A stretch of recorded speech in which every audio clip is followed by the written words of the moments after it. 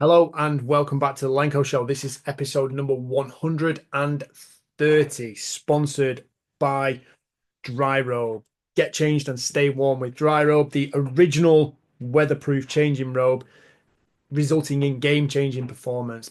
Big shout out to Dry Robe because they helped me out a lot with some gear for over the winter period and keeping warm in between sets of doing work on the field, which obviously involves me kicking a ball and then spending a long time walking around. So shout out to Dry Robe. Go over to dryrobe.com and get yourself kitted out. Do it ASAP. Um, Today on the show, I'm very, very privileged, pleased to say I have my good friend, coach, business mentor, and one of the top strategists and thinkers that I've known in my time as a PT and through my business career. And that is Matt Robinson. We have got a long list of questions, so strap yourselves down, buckle in, and this is going to be, I'm hoping there is going to be a load of information in this that you can take away and either apply to your own life, your own mindset, business, even just general personal organization.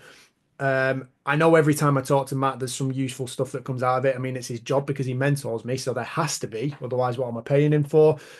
This time, I'm hoping that I'll be able to pass that on, and I'm sure he'll be hoping to pass on a load of his knowledge and things that he's learned and picked up to you. So, without further ado, let's go. Matt, welcome to the show. Thanks for having me, mate. It seems weird being on this side of an interview. Absolute pleasure. Well, I know I've interviewed you on your own podcast previously. Yep. But this is the first time, obviously, I've got you on mine, even though it's been on the to-do list for a long time. So I'm glad we've actually sat down to do it. First off, before we go into your background and give everyone a bit of information on that, you're a Man United fan that worked for Man City. In my head, it does not compute. What the fuck is that all about? My plan was to sabotage and it went wrong.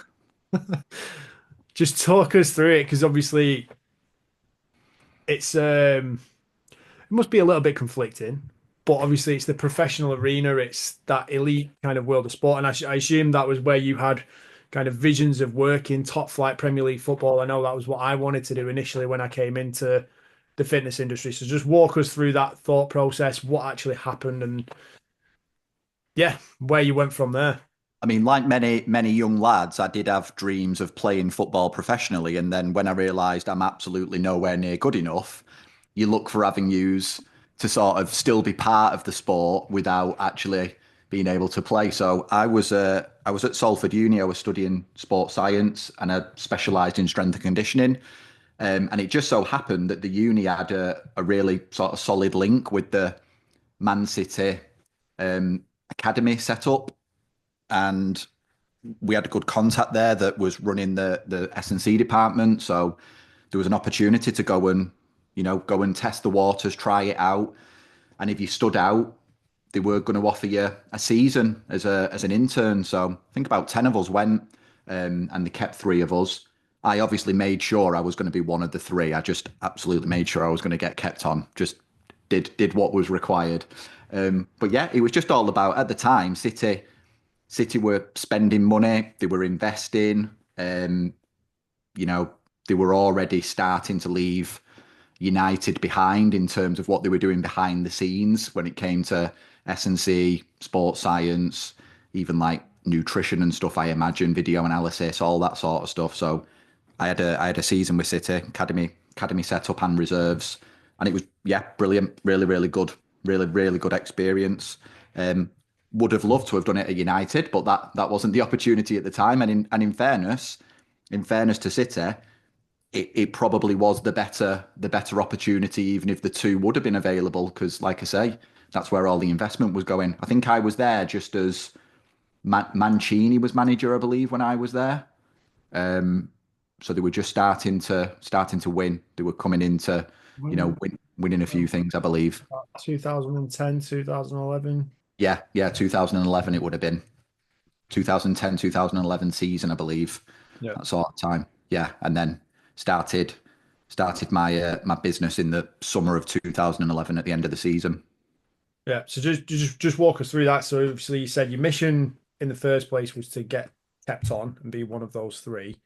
and then you ended up starting your own business. Anyway, what was the process in that situation? I thought I wanted to be an S&C coach, but having done it for a full season, I it's not that I fell out of love with it or anything, but I think there's a few things that struck me. First and foremost, being brutally honest, it's not well paying. So um, I know it's a good few years ago now, so hopefully it's changed somewhat. But if I'd have stayed on as an S&C coach back then, I would have been paid about 14 grand a year. And I would have averaged about 60 hours a week, you know, at least. You're doing Monday to Friday and then a full day on a Saturday following the team to a game and back again, you know. So if you've got Southampton away or someone, you've got a bit of traveling to do. Yeah. So I felt like it was a lot of work for very little return. And then you've got to, you know, I just didn't want to do it bad enough. I think that's ultimately what it was. It was like, I've tried it, I've done it, I've tested the waters. I knew I was going to have to go and get a master's. I was probably going to have to go down the route of getting a UKSCA in that as well. And I remember at the time I looked at what other jobs were available. There was a head of S&C available at Lancashire Cricket. And I couldn't believe what they were expecting people to have under their belt in terms of qualifications and then what they were willing to pay. You know, they wanted you to have a degree, a master's, UKSCA, 4 years plus experience, and they were paying like 30 grand. And I know 30 grand isn't an insignificant amount of money, but at the same time, I looked at that and thought, Jesus, like that's that's a big ask for what I felt like wasn't a lot of return on investment in terms of the individual that's invested in all that education and stuff. So yeah, I enjoyed doing it for a season, but then I think I sort of looked at it and thought, nah, I fancy my chances of being able to build something myself that's a bit more financially rewarding, a bit more on my terms. I had no interest in working that many hours a week for someone else. Happy to do it for myself. So yeah, I think I always knew at some point I was going to start my own business. I'd always said that for years. So it just felt like, well, if I'm not going to be employed doing something that I thought I wanted to do, well, then now's probably the time to just go all in on doing something myself and see how that works out. And how did that work out? It went all right. I mean, it wasn't without its trials and tribulations. 3 months in, I was ready to leave. I was ready to stop because What were your, so obviously having experienced that sort of elite team environment and setup at Man City where there's loads of investment, there's a lot of time and effort and energy put into every single player. There's, tons and tons of people to fill the water bottles, and you got so many coaches and so many people involved. What was the main difference between going from that environment, and how did that form your expectations of actually going into business on your own and then having to do everything yourself and being in complete control?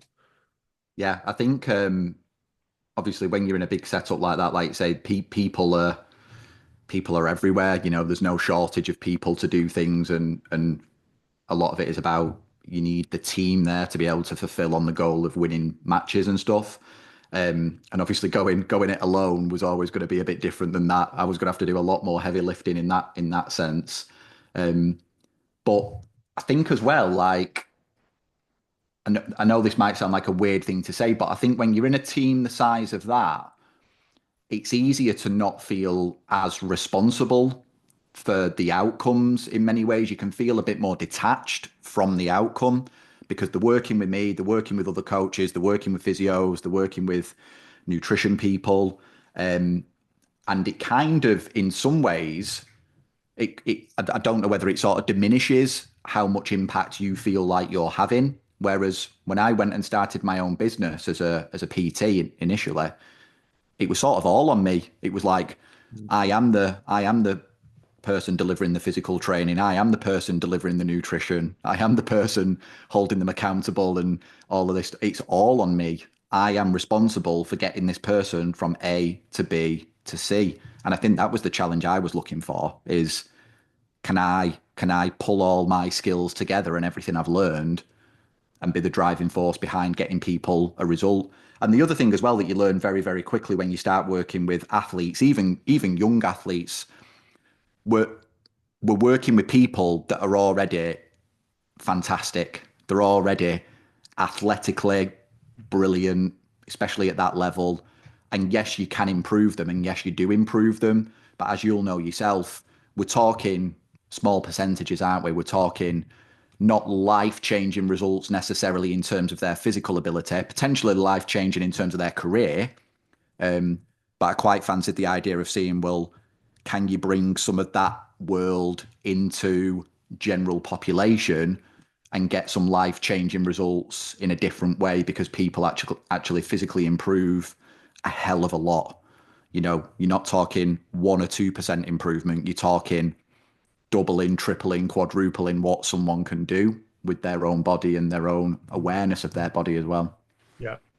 What were your actual overall expectations? Like, did you have any preconceived ideas going into opening your own business and starting up as a PT? Like, was there like a big long-term plan and blueprint? Did you have a clear understanding of this is going to be hard, that's going to be a struggle, I'm going to be crap at this, I'll be brilliant at that, and I'll fix these problems by doing X, Y, and Z? Was there any of that, or was it kind of like, I'm just going to start and then figure it out as I go along, which is I probably assume is the normal pattern for pretty much every PT going into business? Yeah, mate, honestly, I was so naive and so clueless. And even though I was educated academically, I knew nothing. So I finished, I did the season with City. So I'd been at uni for 3 years, did that last season with City, done my dissertation and everything. I'd been working for WH Smiths for 4 years as well. So started in college all the way through uni. So they were offering me managerial prospects. Could have stayed in the world of S&C. So turned down the S&C, left my job, just quit. Just thought, don't want to do that anymore. Don't want to work in retail. Don't want to work for someone else. I'll go all in on this other thing. And I think I genuinely thought, like a lot of PTs, and I probably thought even more so this was going to be the case because I had qualifications above what a PT normally has. I thought I'd be able to put a poster up that says I've got a degree. I know sports science. I'm a strength and conditioning expert. I've got this post grad qualification, which was a CSCS, which was an American qualification. Done a season at Man City, blah, blah, blah. And I just thought everyone was going to flock and be like, wow, let's go and work with this guy. Reality is, no one cared. Yeah, do you know what? I found it exactly the same. Going from university, I thought, do you know what? The first few days might be tough, but as soon as my gym profile goes on the board, boom, I'm in, I'm there, and you know, they'll be like you say, they'll be flocking to me and they'll be fucking worshiping me. It just doesn't happen. No, not at all. People No look one at you like, cares. who are you? Why should I care? I don't care about any of that. And I think in all the years that I've been coaching people and working with people in the fitness arena, I think I've only ever been asked once what my qualifications were. Once I can remember, and it was almost like a shocking moment when they asked because I wasn't like embarrassed to tell them, but I was like, no one's ever asked. And it was a couple that I was training for their wedding, and we'd sort of agreed that we could sort them out and get it all going. And right at the very end, they went, "Can we just ask, like, what's your like background and qualifications?" I was actually quite like, "Oh, no one's asked. Like, yeah, let's talk about that." Why do you think people generally don't ask that? I think providing they know, like, and trust you, people buy from people, don't they? So it's almost like it it doesn't matter too much what a piece of paper says you can do. It's do I believe you can do what you say you can do based on how you interact with me, based on how you've built rapport with me, whatever that is.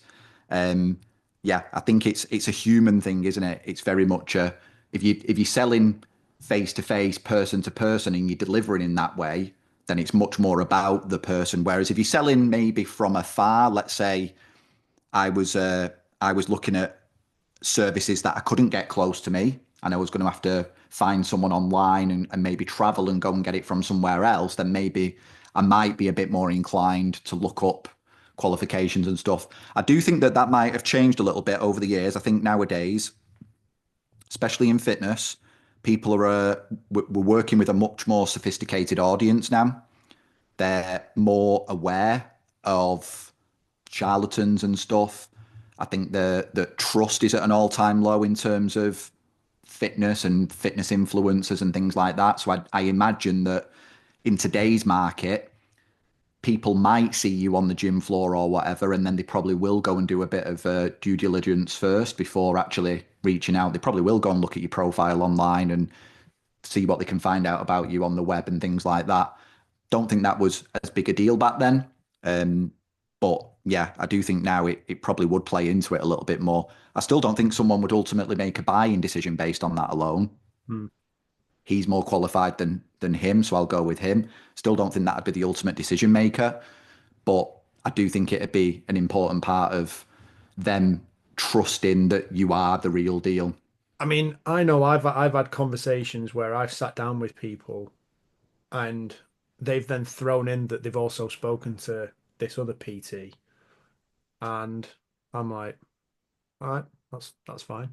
I Yep. mean, this is what I do. This is how I do it. This is my expectations. This is, if you agree or if we agree we're going to do this, this is exactly how it's going to work. This is the price point. It's up to you. If you want to go and speak to someone else about certain things, then you're more than free to go and do that. And then we get contacted back and they'll be like, "Oh, I've spoken to such and such." It's like, I'm gonna make this. I'm gonna go with them for now and see how it goes. And I'm just thinking, what the fuck are you doing? Like, you're mad. But whatever, that's fine. That's cool. Carry on. Yeah, yeah, yeah. And I think we've all worked, like people like you and I that have worked in big commercial gyms, that have worked alongside other PTs. We've all been in the situation where, especially when you're new and when you're not busy yet, you're looking around at the other coaches and you're thinking, how on earth has that person got any clients? Like they've not, but rather than at first I used to look at that and I used to bitch and moan about it. I used to be that side of things. But then after a while, I realized, well, what's that person doing right? There must be something they're doing right. They're busy. They've got lots of clients. And it's not just randomers turning up, it's the same people coming back again and again. So even if they're not the best coach, even if they're doing things I wouldn't do, even if they're doing things that I would consider somewhat stupid or dangerous, it's clearly not about that, is it? So what is it about? What We what know is it that. doing? I think we can probably draw the line and agree that stupid and dangerous probably sells these Yeah, days. There's yeah. a lot of that going on. It seems to work for a lot of people. They seem to think because it's stupid and dangerous, clearly it works. Yeah, yeah. So I think like you do have to look at that and go, right, well, clearly it's other things that people are coming for, staying for, revisiting for, and you have to start understanding that side of things. Um, but then yeah, obviously don't let it pull you away from what you believe in just because someone else is doing stuff and they're busier than you. You've got to have a bit of confidence about you to sort of stick to your guns. And I think going back to the start of my career, I think where you and I were both lucky is that we had mentors, we had people around us to sort of give us a bit of confidence, help us back ourselves. Like they knew we were good at what we were doing. They knew that we could deliver things, and we just sort of had to do things a certain way and do things the right way and trust ourselves, back ourselves, and obviously they educated us in the right way of doing things. Um, and that helped massively as well. I'd never take away from that. I've built a very successful business in fitness, but I wouldn't have done that without other people. You have to have those people around you, right? Like I say, I would have left after 3 months. Had I not had those people around me, I'd have been done after 3 months because Yeah. it is tough. It's very hard. I was going to say, I think there's quite a few things that I want to pick on actually. Like the list of questions for you is just growing and growing and growing. One of the things that you touched on there is having some confidence about you. And I think I did a goal setting session with some clients recently, and one of the questions I actually asked was if you knew you couldn't fail, if you categorically, absolutely knew you couldn't fail going into something, how would you feel about it? How would you react, and how would your behaviors change? Did you feel like that? Did you feel like you couldn't fail when you were going in to set up your own business? And obviously, as a mentor, in the event of someone that comes in to start their own business with a ton of doubt, and in a lot of PT cases, so much. lacking in self-confidence because I know for a fact, like I've seen them, I've coached and educated these people. Like a lot of them, they might seem very confident on the outside, but they are wrought with fear, doubt, anxiety. How would you help those people? Because I think this is something that isn't necessarily just true for PTs, but for anyone in their own life, whether it's their own job, career, fitness goals, having that confidence and that assuredness and that steadfast belief that they cannot fail makes a significant difference. So, how do you go about that? I think the way I thought about it was I think I was lucky that early on I'd decided that my only version of failure was um, to not give it a try. It was a case of I'd been at uni and things like that, but like I say, I'd been working during that time. I'd done the S&C stuff, so I knew I didn't want to do those other things. I'd already got a bit of a clear idea of what I didn't want to do, and I knew that.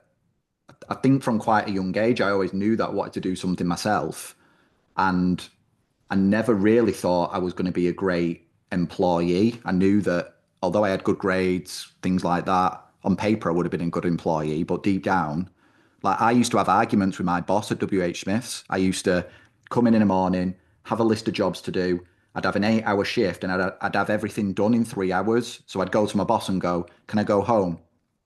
And they're like, "No, no, you're on an 8 hour shift." And I'm like, "Yeah, but I've done the list of tasks. I've done everything you want me to do." I was like, "You should allow me to go home now and still pay me for 8 hours. You expected that to take 8 hours. It took three. So if anything, you should be paying me more." And it was like, it blew their mind that I would ask such a ludicrous thing. It blew my mind that they didn't see the value in delivering something quicker than expected. Um, because the people that normally did that job, your Monday to Friday people that were doing it that almost walked around like zombies would make it last 8 hours because they were so bored out the brains. Whereas I was like, no, let's get it done and let's finish. Let's go and do something else. So I'd sort of had all this experience. I think there's a lot of experience that I'd had early on that made me decide I definitely don't want to go down this path. I think I want to go down this path. So the only way to fail would be to not try. And look, I was very fortunate as well. I was 21 at the time, no responsibilities, still living at home with parents. If it had gone really wrong, it wouldn't have been the end of the world. I wasn't trying to pay a mortgage or support a family or anything at that age. And obviously, people coming into it a bit later have got a few more things to think about. So I'm not saying approach it the way I did and go quit everything and just go all in on that. That might not be the sensible thing to do. But I think it's about like going back to what you were originally saying. It's about I think you get that confidence from sort of saying, well, what would failure be? What would it mean to actually fail? And for me, it was just a case of the only way I can fail is not try and not give it my all. And I did actually set myself an ultimatum because the first few months I was really struggling and I was doing a lot of traveling. You know what that's like, Lenko. I was traveling miles and miles every day just because of where we were based. And I think I got to that third month and I'd sort of decided ahead of time that month, if I'm not at this point by the end of the month, I'm going to have to seriously look at this because there was times where I'd turned up to the gym and I didn't even have I didn't have money to put fuel in my car and things, to get back home. And it's like a few of those hairy moments. And it was like this third month, it has to work. I've got to find a way to make it work. But unlike the S&C scenario, I wanted it to work. I wanted to make it work. Yeah. And I thought I'd been giving it my all, but it was only in that third month where I truly saw what it meant to give it my all and sort of go, no, no, this is the month it has to work now. And I think in that third month, I signed up like 8 clients. I think in the previous two, I'd signed up like two or three. And it was like just a complete switch in terms of what it means to actually do something for yourself, be responsible for all of the outcomes. Everything is your fault. If it's not working, it's your fault. End of story. So, and obviously you've got to do a bit of learning in them first few months as well. I think that third month was a culmination of like learning how not to do it in the first 2 months. But then by having that bit of a deadline and that little bit of an ultimatum with myself, it was like, right, let's go. Come on. I want this to work. I'm going to make it work. The only way to sort of fail would be to end up crawling back to WH Smith's and asking for my job back. I mean, you mentioned there that if it's not working, then it's your fault. And I know we're both very, very big on personal responsibility and taking ownership of things. And I think one of the things I've always enjoyed about running my own business is that if you like you're never getting paid directly for the value you put in or for the work you put in. Like there's always a lag. You always have to do like 10 times the effort for one time the reward. And then eventually the reward kind of catches up, but then you've got to find a way to go again. And like you say, if it's not working, then it's your fault. But that can be a very, very tough pill to swallow for some people. And a lot of people generally don't like it. Do you think there's a difference between people that can take it and accept that and will act on things, and those people that will just be eaten up and consumed by it? I think it helps if you've had experience of it. So, and this is one of my worries moving forwards in the way that the world's going. But I remember, so when I was like 10 years old, I think sport has taught me a lot over the years. At 10 years old, I got kicked off my football team because I wasn't good enough. Okay. You, That you couldn't do that that to a 10-year-old now, could you? that wouldn't happen. So I got kicked off because I wasn't good enough, and the coach was right. I wasn't good enough, and I knew I wasn't good enough. And it was like you could have lied to me, but deep down I knew I wasn't good enough. And I think it's like those experiences are like, well, I know I'm not good enough. I would have to go and improve to do better. I went to try and then get on my school team. I didn't get on the school team. I wasn't good enough. Simple as that. Um, this is all happening at like the age of 10 and 11. By 15, I was playing semi-pro because I decided I need to get better. I want to do this. I want to play. I want to be good enough to play. Um, and I remember the lad that took my place on the team at 10 years old. He took my place a few years later. I played against my old team, and he was still playing. I was playing in the new team. We played against them. We beat them 4-0. And it was like this massive moment, when if you had like a movie moment in your life where it was like culminated and like, yeah, I'm on the right track here. I am improving and stuff. So I think it's that sort of stuff. It's that sort of experience, which obviously you can't create that necessarily. Sometimes it happens, but I think what we do need to do is make sure we don't entirely take that away from people. Like I'm conscious of that now with my young boys. I've got a 7-year old and a 3-year old. Just said to you off mic, he's 3 today. Arthur, happy birthday, Arthur. And like I'm conscious now with my kids, like make sure they get an opportunity to fail. Make sure they get a chance to see that if they're not good enough, that's okay. You can improve, you can get better. And I think that's how you learn a bit of like self-responsibility and stuff. I was going to Um, say, as a parent, has there been a very deliberate way that you've gone about kind of, obviously, is it one of your boys is 7, isn't he? yeah, Oscar. Oscar's 7. Like, is there, obviously, with him being a bit more mature than Arthur, is there a very deliberate way that you've gone about parenting the both of them to make sure, like, are you the dad that is like, if you're in competition, you're going to beat them and you're going to try as hard as you can? You might give them a little bit, but like, is that the way that you've gone about it? Yeah, yeah, I do. We are competitive with them. I mean, Oscar recently, we were playing air hockey and he beat me. And I actually posted about it on Instagram, like I've just been beat by a 7-year old and I didn't let him win. And I was like, that was like a big like, oh, look how well you beat me. I didn't let you win, like you beat me. Felt like fair play. But I think we try and do it in subtle ways as well, because I think it's not always about sport and competitiveness. Oscar's at an age now where he'll come to us and he'll say, can I take my Pokemon cards into school? And we're like, well, are you allowed to? Like, yeah, yeah, I'm allowed to. It's like, right, okay, that's fine. If you want to take your Pokemon cards into school, that's okay, that's fine. They're your cards, they're your responsibility. If any of them go missing, if any of them get damaged, if any of them get stolen, don't don't go crying to the teacher. You're accepting that responsibility ahead of time. If anything happens to them, it's fine. Life goes on, and we'll learn a lesson from it. And sure enough, a few days in, some cards went missing. Um, and we sort of had a conversation with him about it. And we said, we're not going to go and see the teacher. We're not going to, it's not her responsibility to sort out your Pokemon cards. It's your responsibility. And sure enough, a few weeks down the line, we've now had a message from the schools saying Pokemon cards are banned because they've got that many parents going into teachers. And I'm like, that's wrong on the parents' part.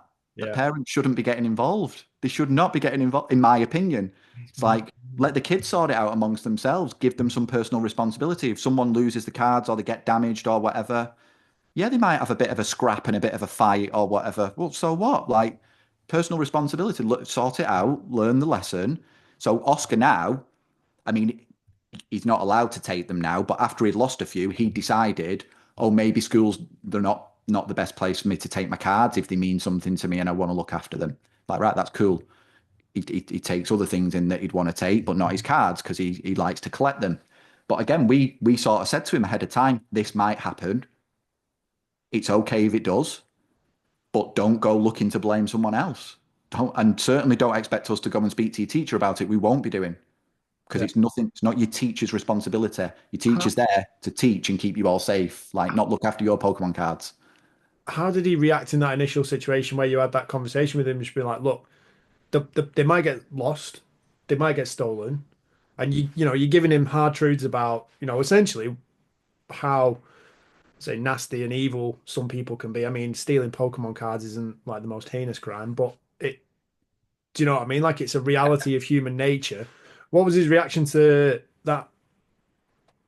I mean, he's 7 years old, so he's like you only sort of assume he's only half listening anyway. I think Yeah. boys particularly more so than girls. So you sort of accept that only half of that has actually been delivered in terms of a message. So maybe a quarter of it has been understood. Um, so most of it has gone over his head. So I mean, I suppose a 7-year-old and any kid is thinking that'll never happen. So it's just like, yeah, yeah, that's fine, Dad. Yeah, yeah, no problem, because it's never going to happen. It's like, cool. I hope it doesn't happen. So, but then when it does, obviously, we can then go back to that and we can go, do you remember when we spoke? Do you remember when we had that chat? And it was like, that's what we were sort of talking about. Um, so again, I think we try and find, I think sport is amazing for a lot of these life lessons. I've got a lot to thank sport for in terms of what it's taught me. And I think it's like almost like a microcosm for life itself. I think there's a lot of what goes on in sport is just an amazing way to set you up for all aspects of life. So I think it's a great place to do that. But then we do look for other areas of life where we sort of go, are there other ways to teach some of these lessons? Are there other things that, even if it's not there to teach a lesson, just making sure that we don't remove the opportunity for a lesson to be taught? Because I think there's a lot of that. I think there's a lot of protecting kids that goes on now that actually just removes the opportunity for them to learn. Yeah. Um, some of the lessons I learned were really harsh, and maybe they weren't the best way for a child to learn. I don't know. I kind of don't care. I learned the lesson regardless, and I cracked on. Um, in the moment, some of those lessons feel awful. Like when I got kicked off my football team and things like that, my confidence went through the floor. I had to rebuild that. I had to start again. But I'm I, thankful for it. I wouldn't take it away, that experience. I would never change it. yeah. I mean, I would just go back to like the confidence aspect where, a lot of people that I know of that are either successful athletes or successful in business, like there's been a point in their life, and I know I've been there myself as well, where your confidence has been on the floor, like, and you've been absolutely battered, and you just think, like, I mean, there's certain people that you look at them and you listen to the story and you think, how the fuck do you get out of bed in the morning? How have you picked yourself up from there to get to where you are now? And it is like, I think seeing that journey is possible, but also like I think it hardens you again for when the inevitable setbacks in business or life inevitably happen. Relationships are going to break down. You're going to lose money. Clients are going to screw you over and either not pay you or not turn up. And, there's so many little things that go wrong. And if everything's always been easy, your ability to deal with that is going to be non-existent, isn't it? Yeah, yeah, definitely, definitely. So I think you've got to not purposely make life difficult for kids and stuff. Again, I'm talking about this as a parent, but give them the opportunity to experience difficult things. It's like Oscar. Oscar does a sport that I never did. He does karate at the minute. He does that twice a week.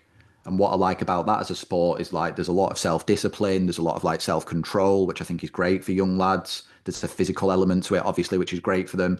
But more importantly, it's open age. So Oscar can be paired with like a 50-year-old guy that's a black belt, and it's like, you're going to get your ass kicked.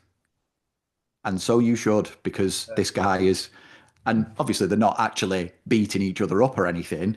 They're just like sparring and tapping and things like that. But it's just great for them in terms of like learning tough lessons in terms of like people are going to be better than you, people are going to be more experienced than you, but you've got to find a way to compete. You've got to find a way to stay in the fight, like stay in the arena, and they're doing it alongside lads and girls are doing it together, young and old, um, different nationalities as well, different cultures. So they're doing it like he's mixing with all these different people and learning different skills and communicating and things as well. So yeah, it's just trying to find as many different ways as you can to do it. But again, I think, like I say, I can't say strongly enough how important I think sport is. But I then do also think as a parent, you've got to look for the stuff outside of that, the day-to-day stuff where you just sort of think, what are the small ways? Again, I think school is probably one to look at and go, where do I get involved? Where do I not get involved?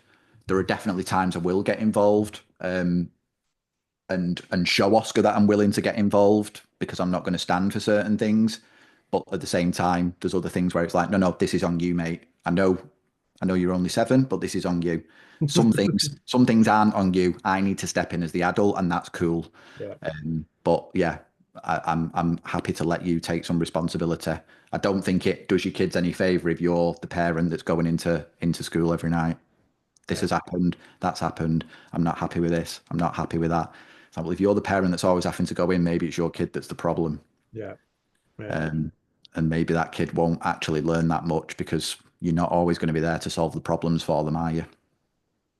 I think I mean, obviously, with my missus Fiona, she's a teacher and she knows exactly what it's like to deal with parents. And she's quite fortunate that in her class, she's got a lot of good kids and a lot of good parents, and she's very firm and direct and unambiguous with the way that she deals with situations. So when a parent does come in, complaining about something, or maybe even complaining.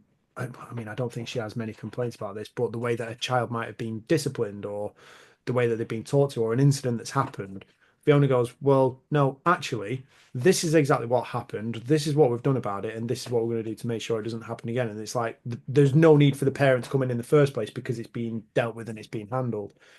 Um, and I know that treating clients is very much the same kind of process as well, isn't it?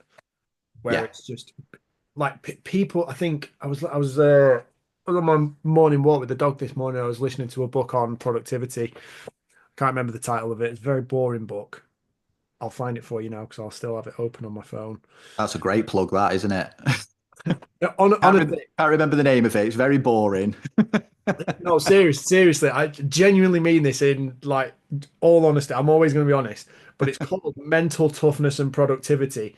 And I think the mental toughness aspect comes from actually just getting through the bloody book because it's, I think the delivery of it probably doesn't do it much justice, but um, it was one of those things where it's like if you've not got self-discipline, then your ability to be productive is going to be massively diminished because without that pillar of self-discipline, you're just going to be sporadic and all over the place. And some people need that direct guidance, which again comes down to if you are running your own business, it's hard. It's hard to kind of get yourself organized and be like, right, this is the way I'm going to live my life. These are the habits and behaviors I'm going to put in place.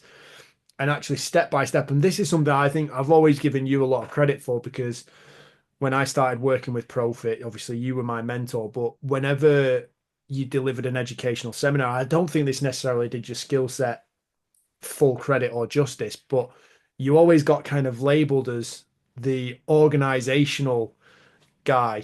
And it's like, Well, I mean, first off, how did you feel about that? And secondly, that how important actually is that aspect of self-discipline, practicing it? And if you haven't necessarily got it, how important is it to get someone to give you those guidelines? And also for Peter, it's like four layers to this question, and for PTs to actually give clients those guidelines themselves as well. I mean, it's not difficult to get known as the organizational guy in an industry that's full of disorganized people. Like PT will self, I think a lot of them are self-aware enough to actually admit that they're probably not the most organized individuals. I think quite often that's the case in sports people or people involved in sports and that in general. And until you get to a point where you realize you've got to be organized in order to be taking it seriously and stuff. Um, but yeah, I think for me, it's like anyone. I was fairly organized as a person. I think again through like wanting to do well in exams and school and stuff, you've got to accept that I'm gonna have to put some work in, which means I'm gonna have to set some time aside to actually work on these things. Blah blah blah. Um, Again, like going back to give you a bit of context, I remember so a bit younger than Oscar would be now in year two, we still did SATs back then. I walked out of my SATs in year two because I couldn't do them. I didn't know what they were. No one could tell me what they were or why we were doing them, and I didn't want to do them, so I walked out. So I don't know what I scored in my year two SATs, but I walked out. I left high school with the highest grades in the school. Somewhere along the line, obviously something clicked, and I realised that I can do this stuff. I just need to work at it. It didn't come naturally, is what I'm trying to say. I didn't ace my way through school, but I realised at some point there's a game that's going on here. I'm going to have to play the game, and here's how you play the game, and I'm going to have to just work on these things. So I think again, I've had lessons through my life where it's helped me get more organized. But then also I think as well, it's understanding that a lot of what we want almost works. A lot of things in life, or almost everything in life, works in like opposite pairs. So a lot of us want freedom, but in order to have freedom, you need like certain constraints. Like, it might sound great to wake up in the morning and have an empty diary, which, by the way, is what happens on your first day as a PT. And Yes. it's like, oh shit, what do I do? I've got an empty diary. And it's like, I could train at any time. So what time should I train? I could eat at any time. So what time should I eat? I could go to work at any time. So what time should I go to work? I could leave at any time. So what time should I leave? And it's this idea of like, yes, we want freedom, but I think it's freedom about like how we spend our time, freedom in terms of like how we want to make our own decisions and things. We do need constraints within that to create some of that freedom. I think that's where some of the freedom comes because you're not wasting your time and energy thinking about every single decision throughout the day or throughout your life. Certain decisions have already been made. That's the discipline part. And by having that discipline, you're then allowing yourself the freedom of all the fruits of that discipline. So by being disciplined as a business owner, you can build a business that earns good money, gets you back some of your time. Like I said to you this morning off mic, I've spent this morning at a trampoline center with Arthur because he's 3, it's his birthday. So I just took the morning off. We asked Arthur what he wanted to do. He wants to go trampolining. Let's go do that. Okay. Spent the morning doing that. Do this in the afternoon. That comes from I've been doing this since 2011, so that's what nearly 14 years of discipline to create that freedom. Um, so yeah, I think it's just learning some of these lessons along the way and being open to learning them and understanding what's going on. And again, I'll go back to what I said earlier. We were fortunate that you and I entered the industry as part of a bigger team of people, many of which were experienced and were able to pass on lessons to us far quicker than they learned them. Yeah. Um, so yeah, I'm trying to remember some of the questions that you asked as part of your 4 layer question. I'm trying to remember them as well. I think in terms of how do you create discipline for yourself, like obviously we talk about the importance of having a mentor, and I suppose a mentor or a coach can actually give you that framework to operate within, and then it's like plug and play and find the aspects that work for you. But if you haven't got access to that, is there a particular way that you can think about it or frame it for yourself? Yeah, I think so. I think it's just as simple as if you want uncommon results, you've got to act in a way that's abnormal. Simple. If you want what 90% of people haven't got, don't act like 90% of people. Yeah. And I think, if you were to liken that to, I suppose, 90% of people, if you go, right, okay, well, 90% of people don't train. They don't go to the gym in the first place. They don't do any sort of fitness activity. First step, go to the gym. Do yeah, some sort of fitness-based activity. Second, 90% of people don't get out of bed when their alarm goes off. They hit snooze. It starts there. 90% of people don't go to bed at a appropriate time. Like you could go on and on and on, couldn't you? Like I just think we've got a really good blueprint for how not to do it. yeah. Do the opposite. Like Would you if you would want you to make say is that a good way to actually approach this and like think about what's the result that you don't want and then come at it from both angles, go right, this is my ideal result. This is the bit that I don't definitely don't want. yeah, I think in the years that I've spent working with other business owners and coaching them and stuff, I think one thing that I have learned is that we're all, and I would include myself in this to some degree, I don't think we're as good at knowing what we want as we think we are. I think we sort of we might have an idea of as to what direction or what we think we might possibly probably want. But I think in terms of being nailed on, like I 100% want these things, I don't actually think that's that common. I think the way into that or the way to actually get clearer on that, move towards that is actually to do it in the opposite way, like you said. I think people are often much clearer on what they don't want. And Mm. that's usually the way to start. And if you think about what we know about like human behavior and stuff that we've spoke about in the past and that we know that people are often motivated by pain first. So that kind of aligns with that, doesn't it? you know, People usually start a weight loss journey because they're in so much pain with how overweight they are or how unable they are to do what they want to do or whatever. And it's similar. It's them deciding, I know what I don't want. I don't quite know what I want yet, other than I want to be a bit lighter. But ultimately, I'm not 100% nailed on where this is going to go and where I'm going to end up and what that looks like. For some people, it'll just be a case of lose the weight. For others, it'll be they lose the weight, they get into running, they start a half marathon, they do a marathon, they become an Ironman, like, and it goes on and on and on. So, yeah, I think it is literally just going at it and going, what don't you want? Start there if you're unsure on exactly what you want. I mean, I think in the world that you spend more time in than I do now with athletes and stuff, they probably are a bit clearer, aren't they? Some of them will be sort of saying, I want to make it as a pro, I want to do this and I want to play at this level. And great, we can work with that. That's good. We can be very clear on what that's going to take. Yeah. And even if we do it all 100% right, we still might not get there. Yeah. Um, with general population, with general public, or even just with anyone like thinking of starting a business, wanting to start a business, or has a business and wants to grow it, you often just have to look and go, right, how can I do this differently than everyone else? You do have to act in an uncommon way. You do have to be doing things that everyone else looks at and goes, what are you doing? That's stupid, or that doesn't make sense. And I think when you say stuff like that, again, in this day and age, people are like, oh, well, that's too extreme.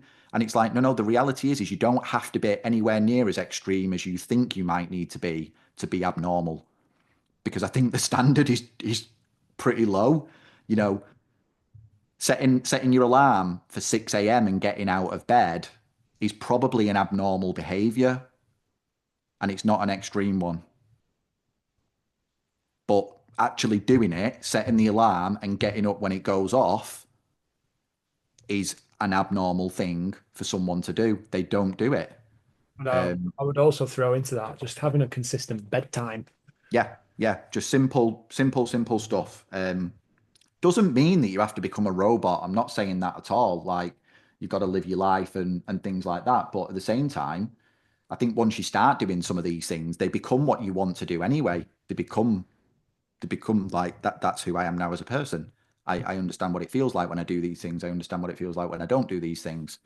Um, and again, in business, Like if I look at the PTs that I work with, most PTs come into the industry and through no fault of their own, the only people they've got to model are other PTs. Now, the problem with that is that 86% of PTs don't last past 2 years. So if you go into an average gym, on average, you're going to be surrounded by PTs that won't last 2 years, and yet they're the only people you've got to copy. So you're copying a failing recipe. The recipe that they're following is probably the one of failure, unless they've already lasted past 2 years and have got a good client base or whatever. But if they're just as clueless as you are, which you won't know because you're clueless, you don't know what you don't know. Um, you're all following the same recipe for failure, but you just don't know it yet. And we've got to try and break, like that's obviously what I try and do. I try and help people break that. You've got to act differently. You've got to you've got to be working alongside those PTs while simultaneously have them looking at you going, what the fuck is that guy doing? Why is he doing that? Why is he approaching it this way? Why is he charging what he's charging? Why is he taking payment the way he takes payment? Why is he training people that way? Um, you've got But to do that. I suppose I see that in the same way as sort of. I mean, we mentioned at the start about the amount of qualifications that you've got, and we've both done a substantial amount. Arguably, even before we got in the industry, like both going to university, doing degrees in sports coaching, sports science, sports strength and conditioning, all those different elements combined together, anatomy, physiology, nutrition, all of it, but it still doesn't entitle you to work with a member of the public as a personal trainer and call yourself a personal trainer. No, 3 years at university is not enough to go and do that. What you have to do is a 8 week course, which can be done through distance learning, online, in a variety of different environments with someone else who is only qualified in that and to assess in that. And then, right, okay, now we're going to set you loose. And for me, I think, like you mentioned there, 86% don't make it past the first 2 years. That first 2 years is almost a trial run of, right, okay, well, you want to be in this industry and be in it for a long time. Let's test how much you want to be in there and your ability and your skill set. I think your ability and skill set to actually adapt to those circumstances and go through the hardships involved with it will determine whether you deserve to be there after that period of time. Because I mean I read and listen to a lot of stuff around special forces selection and like anything military based like gets me going. I think that's the career I would have gone into had I not come into this. And ultimately, like the SAS test is, there's no one there. Like we mentioned about the discipline and having, people there by you, like shouting at you, giving the framework and directions. Well, in the SAS, once you're on selection, it's literally just like, all right, this is your task, off you go. And it's just up to you as to Yep. whether you do it or not. And it is voluntary. Like being a PT, it's completely voluntary. You don't Yep. have to be part of it. There's no one there to shout you and cheerlead for you all the way through. Like you have to have a bit of intuition and a bit about yourself and your character to be able to last for that period of time. So, I mean, obviously, you mentioned that's something that you're trying to change with regards to what you're currently doing, which we'll get into more of that. How did that come about in the first place? And what's the kind of reaction from people that you get coming to you?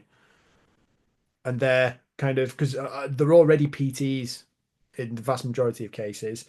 What's been their experience of it all and their thoughts about going forwards? Yeah, well, I get a mixed bag of people that come to me. So I get people that are coming in as a career change. I get people that are at the younger end that are just getting started. More recently, unfortunately, I just had a conversation with someone about this yesterday. I'm getting people come to me that have been burned elsewhere. My industry now, in terms of business coaching for fitness professionals, has become laden with absolute scumbags. The guy I spoke to yesterday had paid 14 grand for a mentorship that he'd been basically fleeced over a period of time, um, not got what he wanted out of it, and this, that, and the other. So there are various different ways people come to me, but I suppose it's a case of like this might sound really arrogant and really abrupt, but sometimes it's almost a conversation of like, well, you've reached out to me, so it's clear that you already know that what you're doing isn't working. Because if it was, you wouldn't need to come and speak to me. So at least we've got that foundation. We know how not to do this, don't we? Sort of like get that bit of agreement up front. Then I will suggest a different way of doing things. And when people start to sort of naturally bite back or defend the way they currently do it, it's almost like, well, let's remember the way you're doing things isn't working, is it? It's not doing what you want it to do. So it's almost just getting them to see for themselves that you're behaving like everyone else is behaving, and that's fine. That's how would you know any different? How would you know to act and behave any differently than any other PT?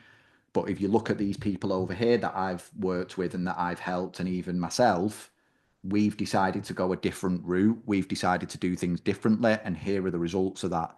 Um, so, like, that's the way I try and approach it. I try and just be like upfront and honest about it. Like, you're not doing this in the way that's gonna like. If you actually sit down and look at how you're approaching this, even if the way you approach it did work, it's not going to get you what you want.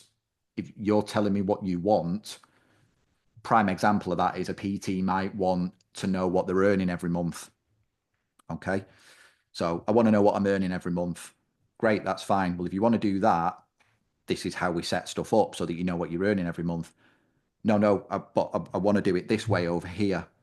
And I'm like, right, okay, but you do it that way at the minute, which is why you don't know what you're earning every month. And even if everyone did what they should be doing and paid you that way, even if they did, you still wouldn't know what you were earning every month because of the way you've settled the system.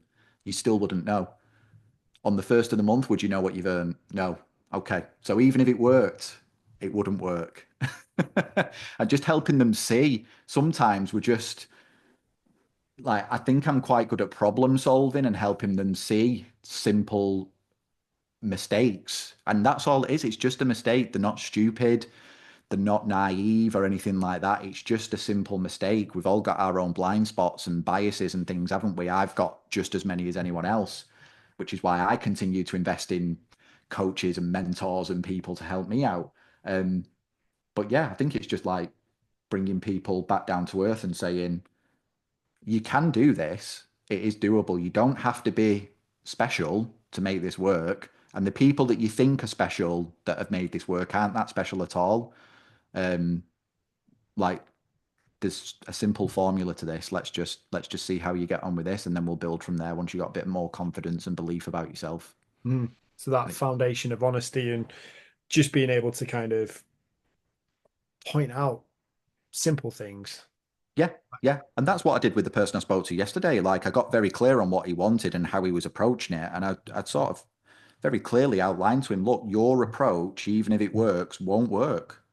And it's like that light bulb that goes off in someone's head. You can see it in their eyes. They're like, oh, for fuck's sake. I mean, How stupid am I? And I'm like, you're not stupid. It's just, what else have you got? You've got nothing else to model off. You've not been surrounded by people. And again, I think you and I were lucky when we started. We had a lot of success to model, didn't we? When you think back now, it was hard.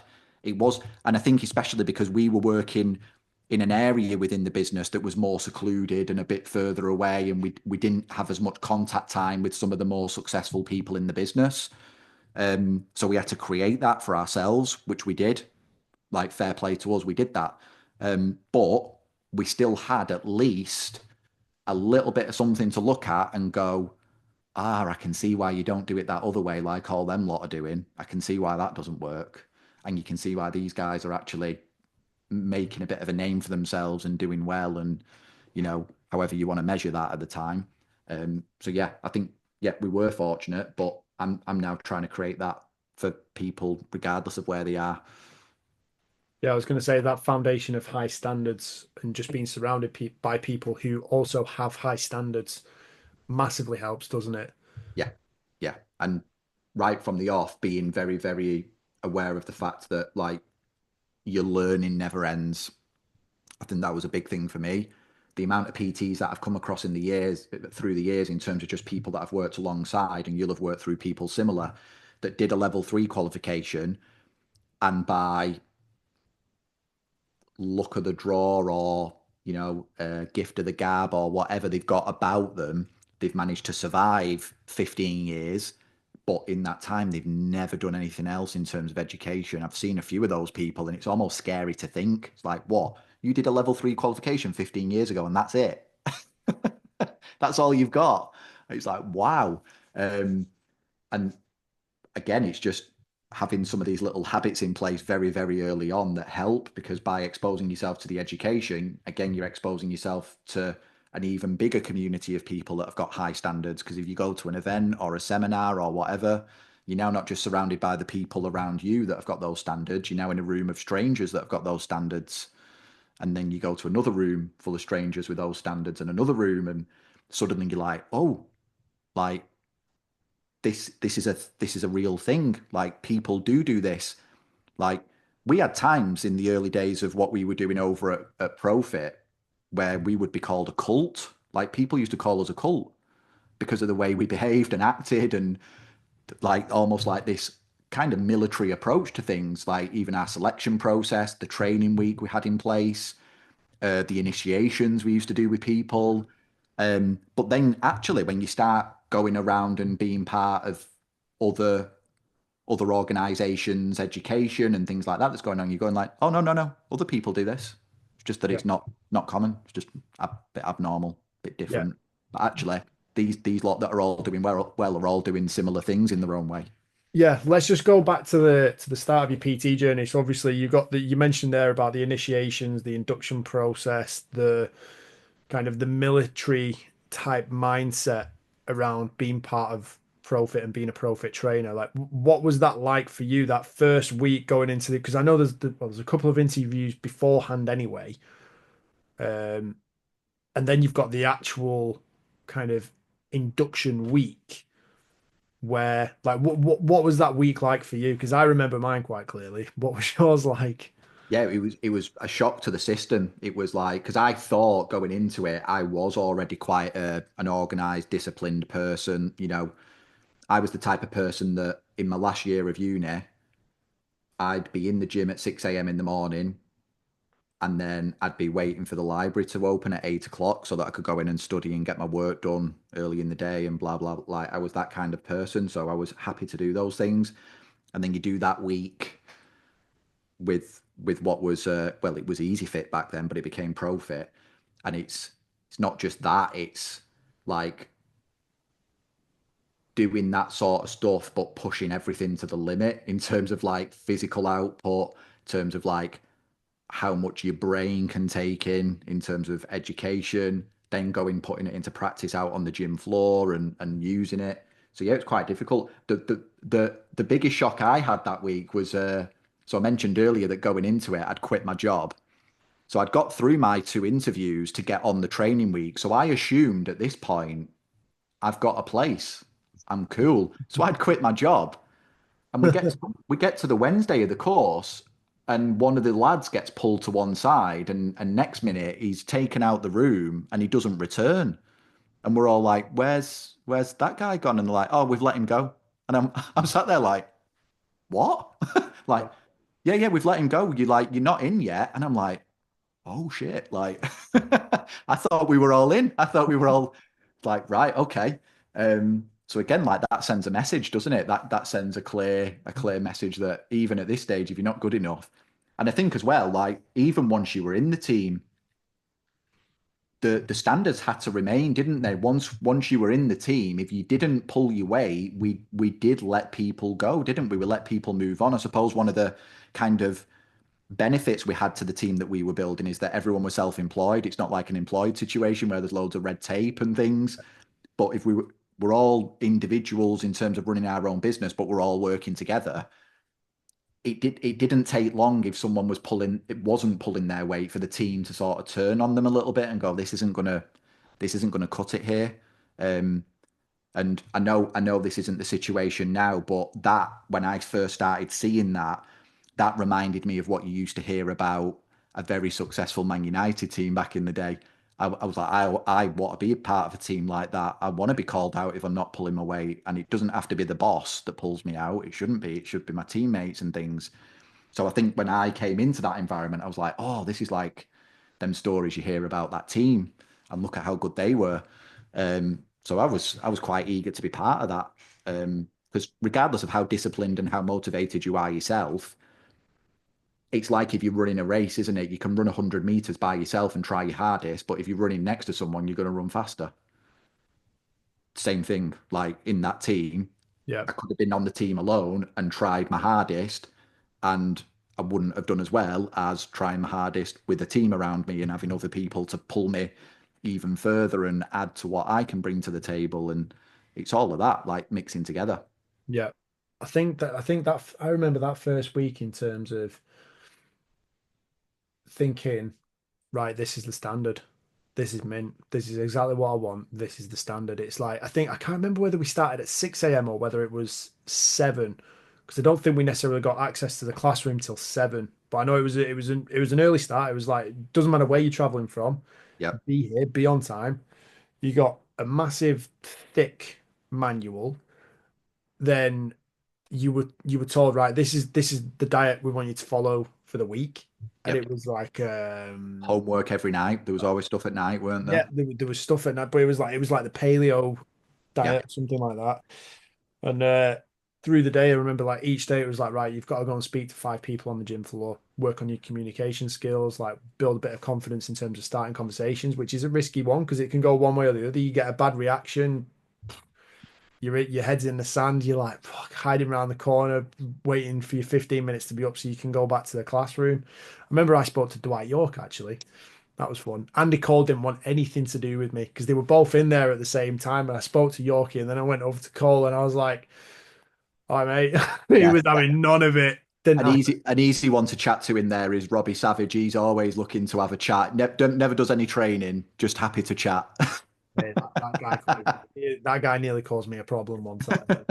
Um, so yeah, I would, like you had all that, and then it was intense. It was full on through the day. There was so much information. Then it was like, right, now we're going to go out and train. Now we're going to go and do this, and then you got loads of homework to do through the evening and extra studying to do ahead of the next day. And then it was like that for the full week, including on the Saturday when you then got the assessment. So like you've been beaten down, you're a bit tired, like people have been let go and throughout the week. And then you get to the Saturday and it's like, right, now we're going to test you. We're going to check everything and make sure you've absorbed it and then give you your t-shirt kind of thing. Yeah. And then off you go. You're in the gym on the Monday. So I feel like it was a really good introduction for the intensity and the pace and the level that you need to work at to actually be successful, not just as a personal trainer, but as a human being, as a fully functioning, fully grown adult person. That's the standard you need to live at rather than just kind of following orders and taking instruction. Because I mean, that's probably the hardest bit is that there's no one giving you orders. Like doing things are easy when someone goes, do this, do it now. And you're going to go, okay, I need a bit of direction. I'll do that. I'm a very disagreeable person. So that was never going to work for me. So I quite like having the ability to go, right, this is my task list for the day. That's what I'm going to do. This is the order I'm going to do it and working through that way. Productive way to start a business. You mean the blueprint we followed, or what you just mentioned there? Yeah, the blueprint we followed, doing that, having that intensity and working at that standard every time. I think it's if you look back at the average age and stuff of the people that were being taken on and life experience and stuff, I think it probably for a younger group, like let's be honest, your average PT that was being taken on then would have been early 20s male. Yeah. I think for those guys, yes, absolutely. Just a case of like, here's what you're capable of, and this is what it's going to take in terms of, because once you start running a business, even if you're not busy, it feels intense, doesn't it? It feels like the pressure's on. Yeah. Am I going to last? Am I going to crack? Can I do this? And I think I can only speak from the experience of having been a young guy that went through it, but I know that that's what I needed. I feel like I needed that. I don't know if it's the same for women or whether they were put through the same process, but obviously there was just fewer of them, just because of the way the industry is. Um, I think if you're going to approach like just setting up a business. You don't have to do it that way. And I suppose I imagine as well, it depends on what you're looking to get out of running a business. Some people that I come across now are actually turning away from that kind of lifestyle.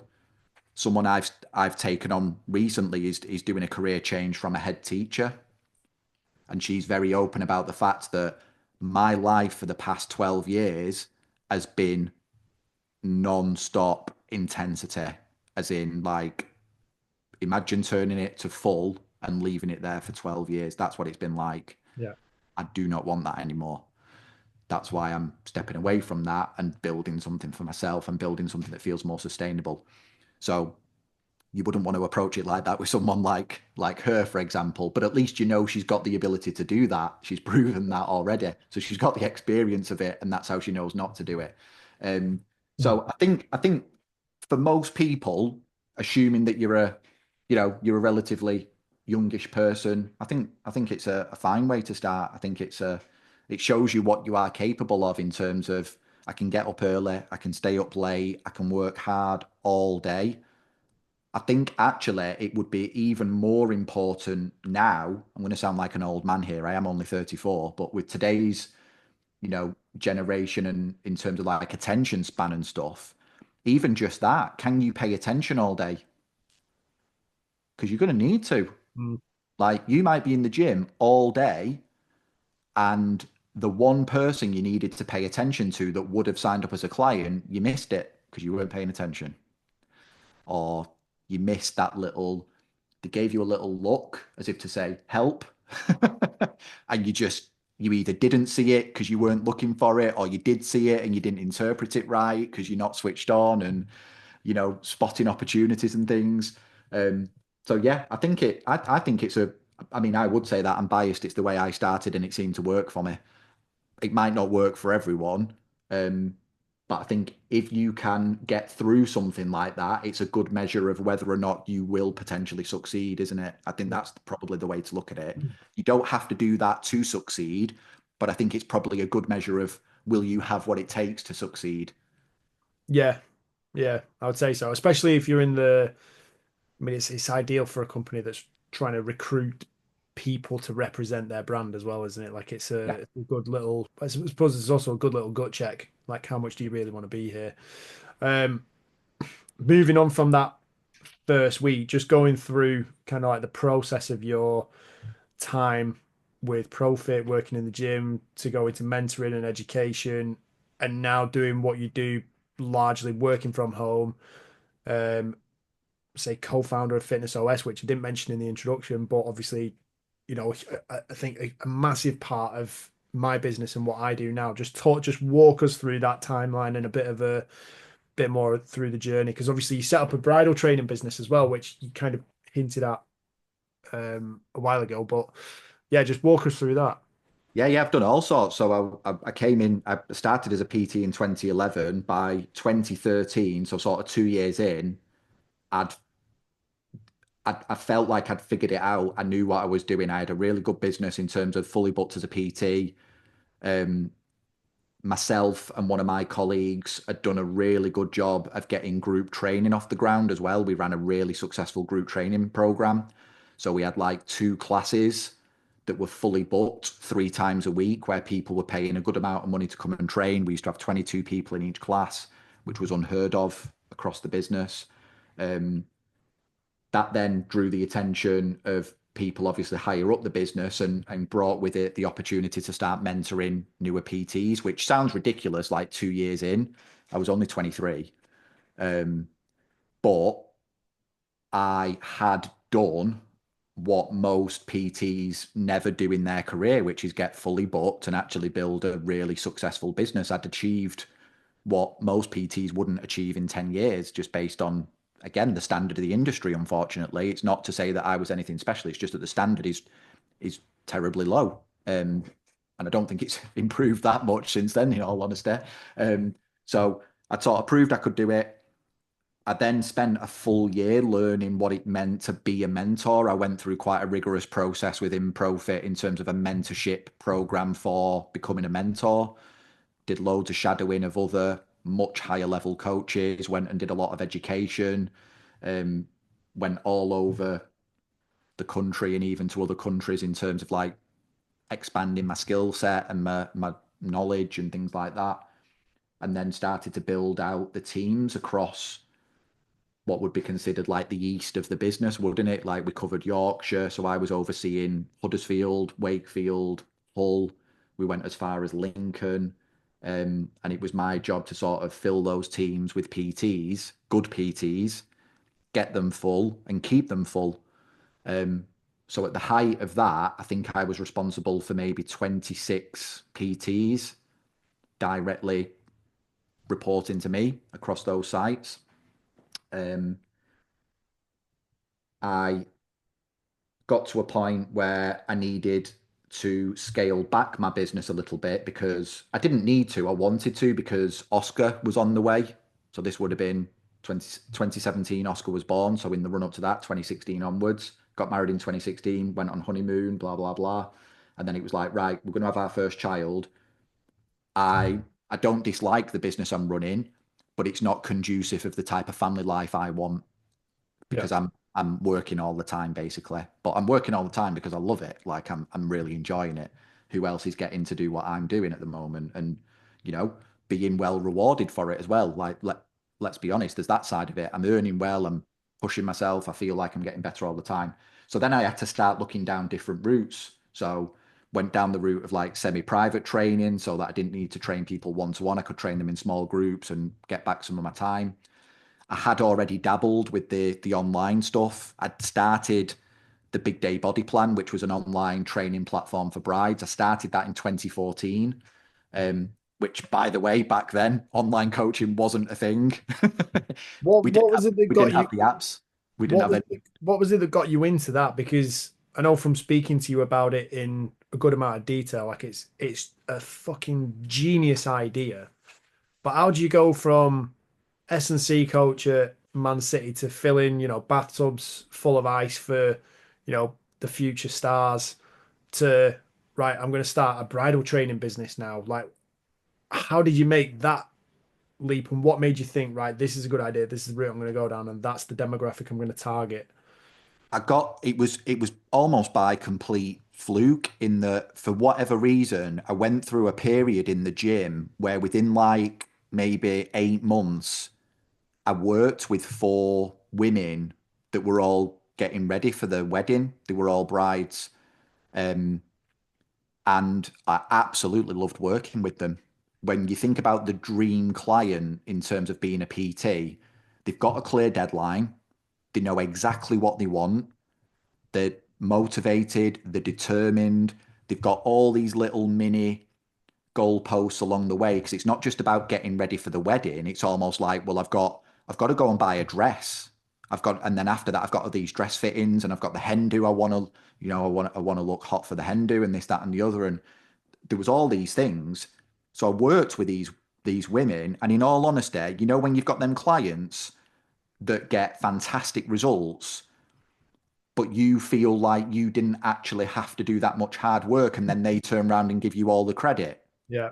Like I got invited to the weddings. Like I'm on some of the wedding photos of these brides. I was there, like, and they were showing me off to the friends and family. Like this is my trainer, and I'm stood there like you did it all. Like I did barely have to do anything. You were so driven and so motivated. So when it got to the point where I wanted to sort of scale my business and go online, one of the immediate hurdles I could foresee was accountability. Holding someone accountable from afar is naturally a bit more difficult.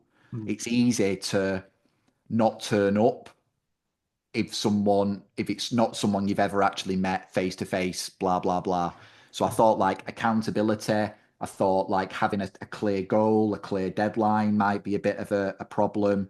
And I just thought working with brides has been fantastic because they've actually got all these things in place. They're driven to get a result. They're willing to spend money on getting a result. They're trying to find this result in other areas and it doesn't work.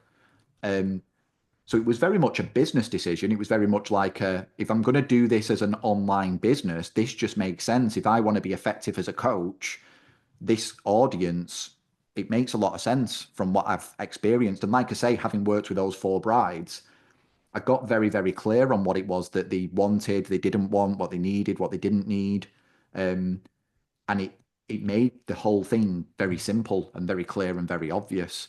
And for most of them, again, I think what lended itself to being an online platform is that although I was training these women in the gym, I might be seeing them in the gym once or twice.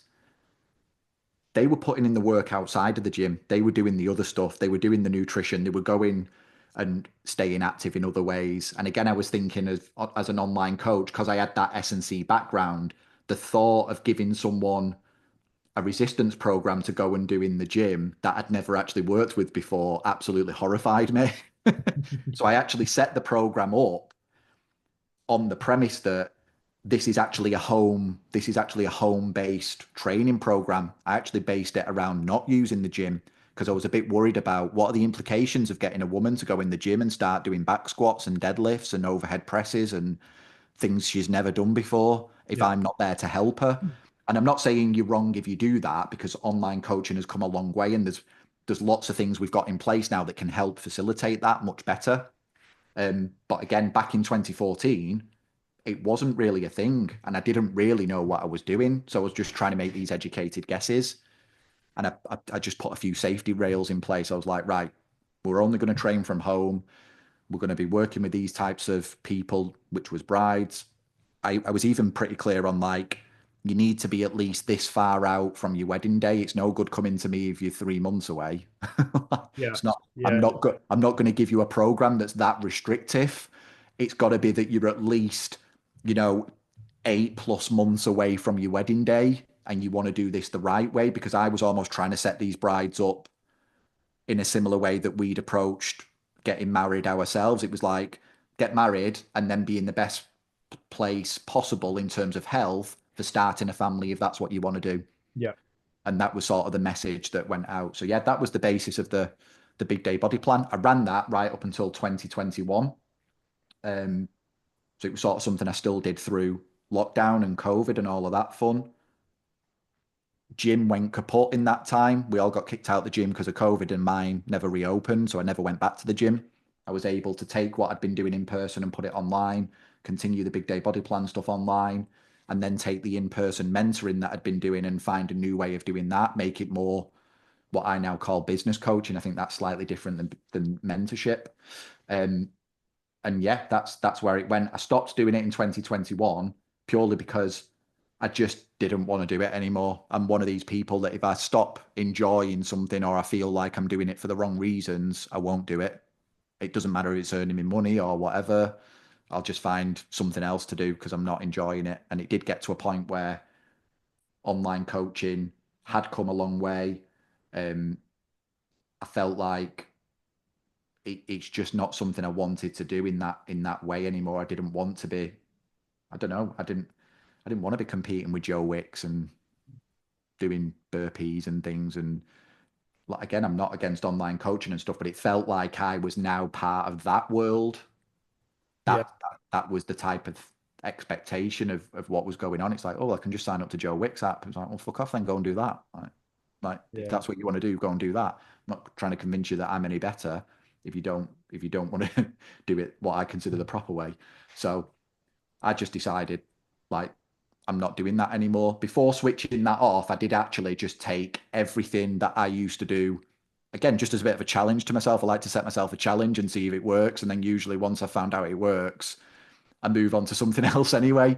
So I decided right before the end, could I take everything I've learned from coaching all these brides and literally just put it into a PDF, a plan that you can follow yourself and still get the same result?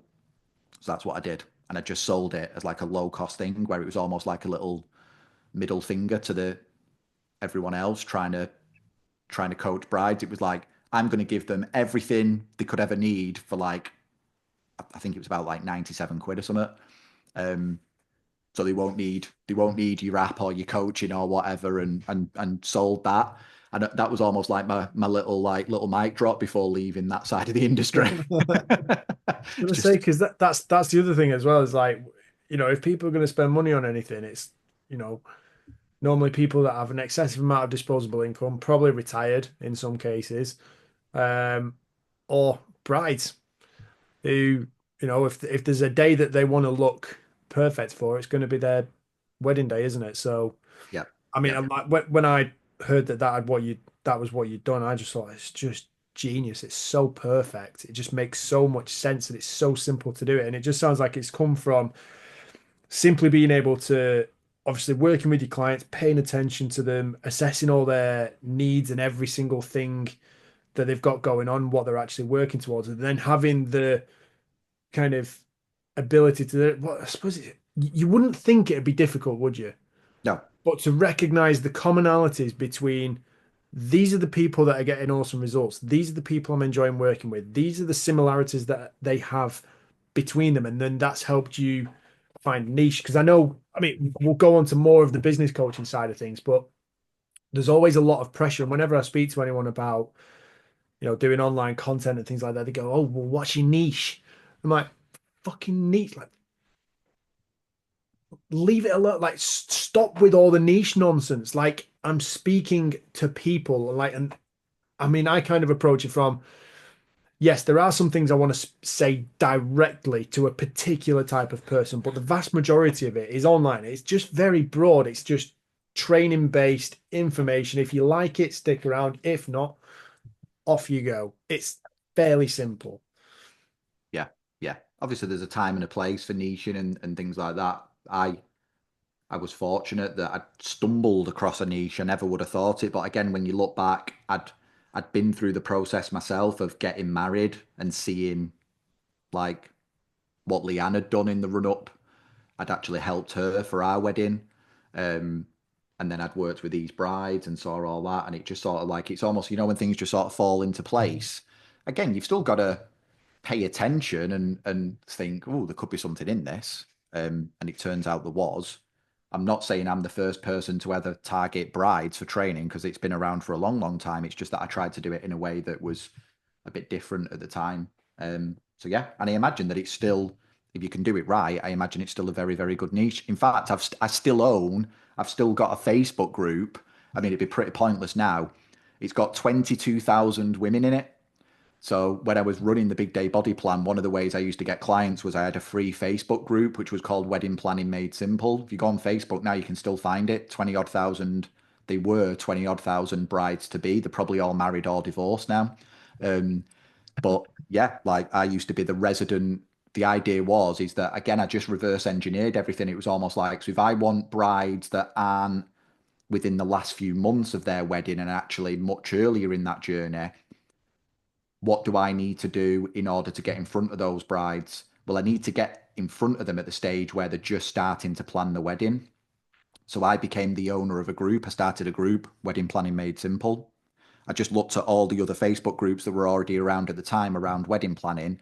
They all had fancy, elegant, confusing names like prestige planning and this, that, and the other. And I just thought, I'm just going to call mine Wedding Planning Made Simple. Um, and it just blew up. I had to grind it out to 1,000 members. That was a grind.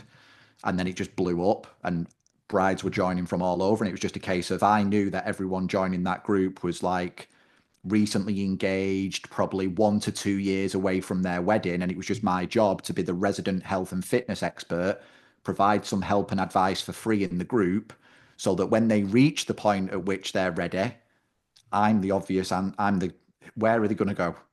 Yeah. It's obvious. I've already been part of their life for a year or whatever it is. I'm the only guy they know that does that. They've not even bothered looking anywhere else because why would I? I've already got a guy in the group that I'm part of that does this. Um, so yeah, again, I thought about it quite strategically. I didn't just throw shit in the wind and see what happened. I did, I thought I put a lot of thought into it, and yeah, there was some luck in terms of stumbling across it. But then it was like once I decided this is what I'm going to do, it was like, well, yeah, how do you actually? Because again, I had the experience. They start thinking about it a long time before, so I need to be in front of them at that point. I need to be the person that they see first, so that they only ever think of me. So yeah. And obviously, I mean, how long had you been coaching for? Like, So I started it in 2014. So I'd been coaching 3 years, So but you've been coaching in the industry about what, 14 years now? oh, now, yeah, now I've been doing it, yeah, Yeah. 14, started in 2011, yeah. So and obviously many hats in that time, like from S&C, general population, specific as wedding bride, like brides, and then mentoring personal trainers and coaching. Corporate wellness as well. I've done all that side of things, been into businesses and done that, talks and things, done all Yeah. sorts. Corporate wellness, and like you've probably had more experience than a lifetime of PTs combined. Um, what would you define a coach as being? What is a coach? If you were to answer that question. I think a coach is many different things. And I think that's why it's a bit confusing as a term at times. But I think what a good coach is, and again, I tend to use sport as the place that I look to for like inspiration for this sort of stuff and ways of thinking about these things. Because when I decided I wanted to be more of a coach and less of a mentor, so to speak, I wanted to look at, well, what does that actually mean? I think a mentor is someone that's done what you want to do and you sort of copy their blueprint, don't you? Whereas a coach is a bit more like I've established a set of principles, systems, strategies that allow me and other people to achieve certain repeatable outcomes, and I can apply them to different industries and different businesses and things. So I think a good coach, and again, if we use like football as an analogy, because it's a sport we both know well, you think about some of the best coaches in football and the way that I've then approached coaching. I think at the top level, a good coach has a philosophy. So my philosophy for business coaching is high profit, low stress, because I've seen and I've been part of businesses that aren't high profit and are high stress. And it doesn't feel like the good way to run a business. And I do believe that with the way things have gone and the way things are continuing to go with technology and stuff, we've got as good an opportunity as ever to run a business that's actually very successful and doesn't require like a huge team of people and loads of employees and all the stress that would go with that. So I'm all about how do you build a successful and profitable business in a lean way that's a lot more aligned with lifestyle design and freedom and flexibility. Again, I've built my business to serve my family. Simple as that. If I want to go trampolining on a Friday morning, I'm going trampolining. If I want to go and do something else on, I take my son to karate twice a week. We go football together. We have loads of time to do what we want to do around running a successful business. And my wife does the same. She runs her own business. So I think you've got that top layer. What's the philosophy? So, you know, again, because I'm a United fan, I would look at someone like Fergie and go, what was Fergie's philosophy? Well, it's like win at all costs, play attractive football, never give up until the final whistle. That's like the overriding philosophy of his approach. So what's my philosophy? And then underneath that, you've got like what are your systems? What are the things that you build around that philosophy to actually start to make this a bit more real? Okay. So within my business coaching approach, I've got 5 core areas, 5 core systems that underpin what I believe you need to have in place to run a successful business, especially a fitness business, because that's the area I know most. So you've got these like 5 core areas that are all made up of systems. And again, in sport, you might have your different systems in terms of, how you want to play in general, how you want to approach things, how you feel that you can set a team up in order to play in a way that matches your philosophy. And again, it's like me, my systems have got to match my philosophy. It's no good my systems not being conducive of the philosophy we're trying to hit. And then the final layer of that is what are your tactics? What are your little one-off nuances, your little adaptations that you've got to make so that you're a bit more nimble, so that you can't be too stuck in only doing it a certain way and only having one way of approaching it. What are the things and the little changes that you can make so that it is that bit adaptable, in my case, to the industry or your competition, but in sport to your opposition? And how are you going to approach that? So that's the way I approach coaching. It's a case of having this philosophy. My philosophy is high profit, low stress fitness business. What are my systems that sit under that? My system is this framework that I've built that's got 5 stages. And then the tactics that sit under that are the pieces of those little systems that we bring together and we match with the business that needs the support. Where do you need to start? There are these 5 areas, and I sort of measure the business against those 5 areas. Where are you falling short? Where do we need to plug those gaps?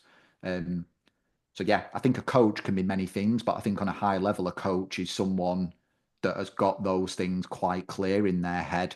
I think if they haven't got those things in the head, they're not a coach. They're making it up as they go along, and they probably don't know what they're talking about. Yeah.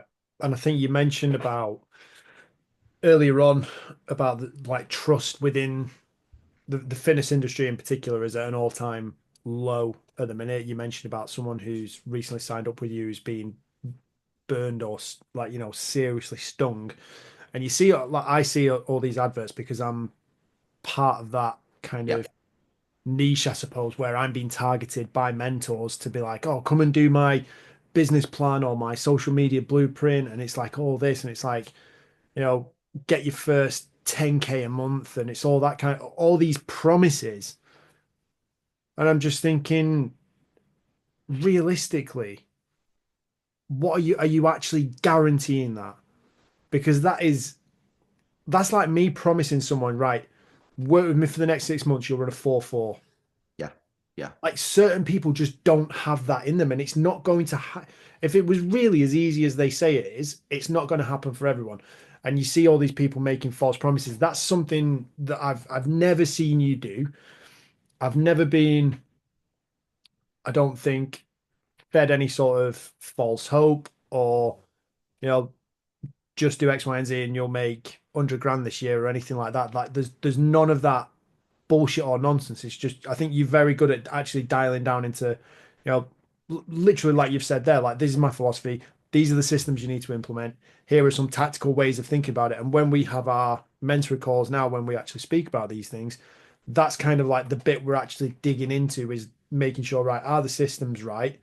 And what are we tactically looking at right now? And it's just playing around with those bits yeah. and pieces, isn't it? That's kind of I'm assuming. Do you explain what Fitness OS is and the software and kind of like the process behind that and how that all works?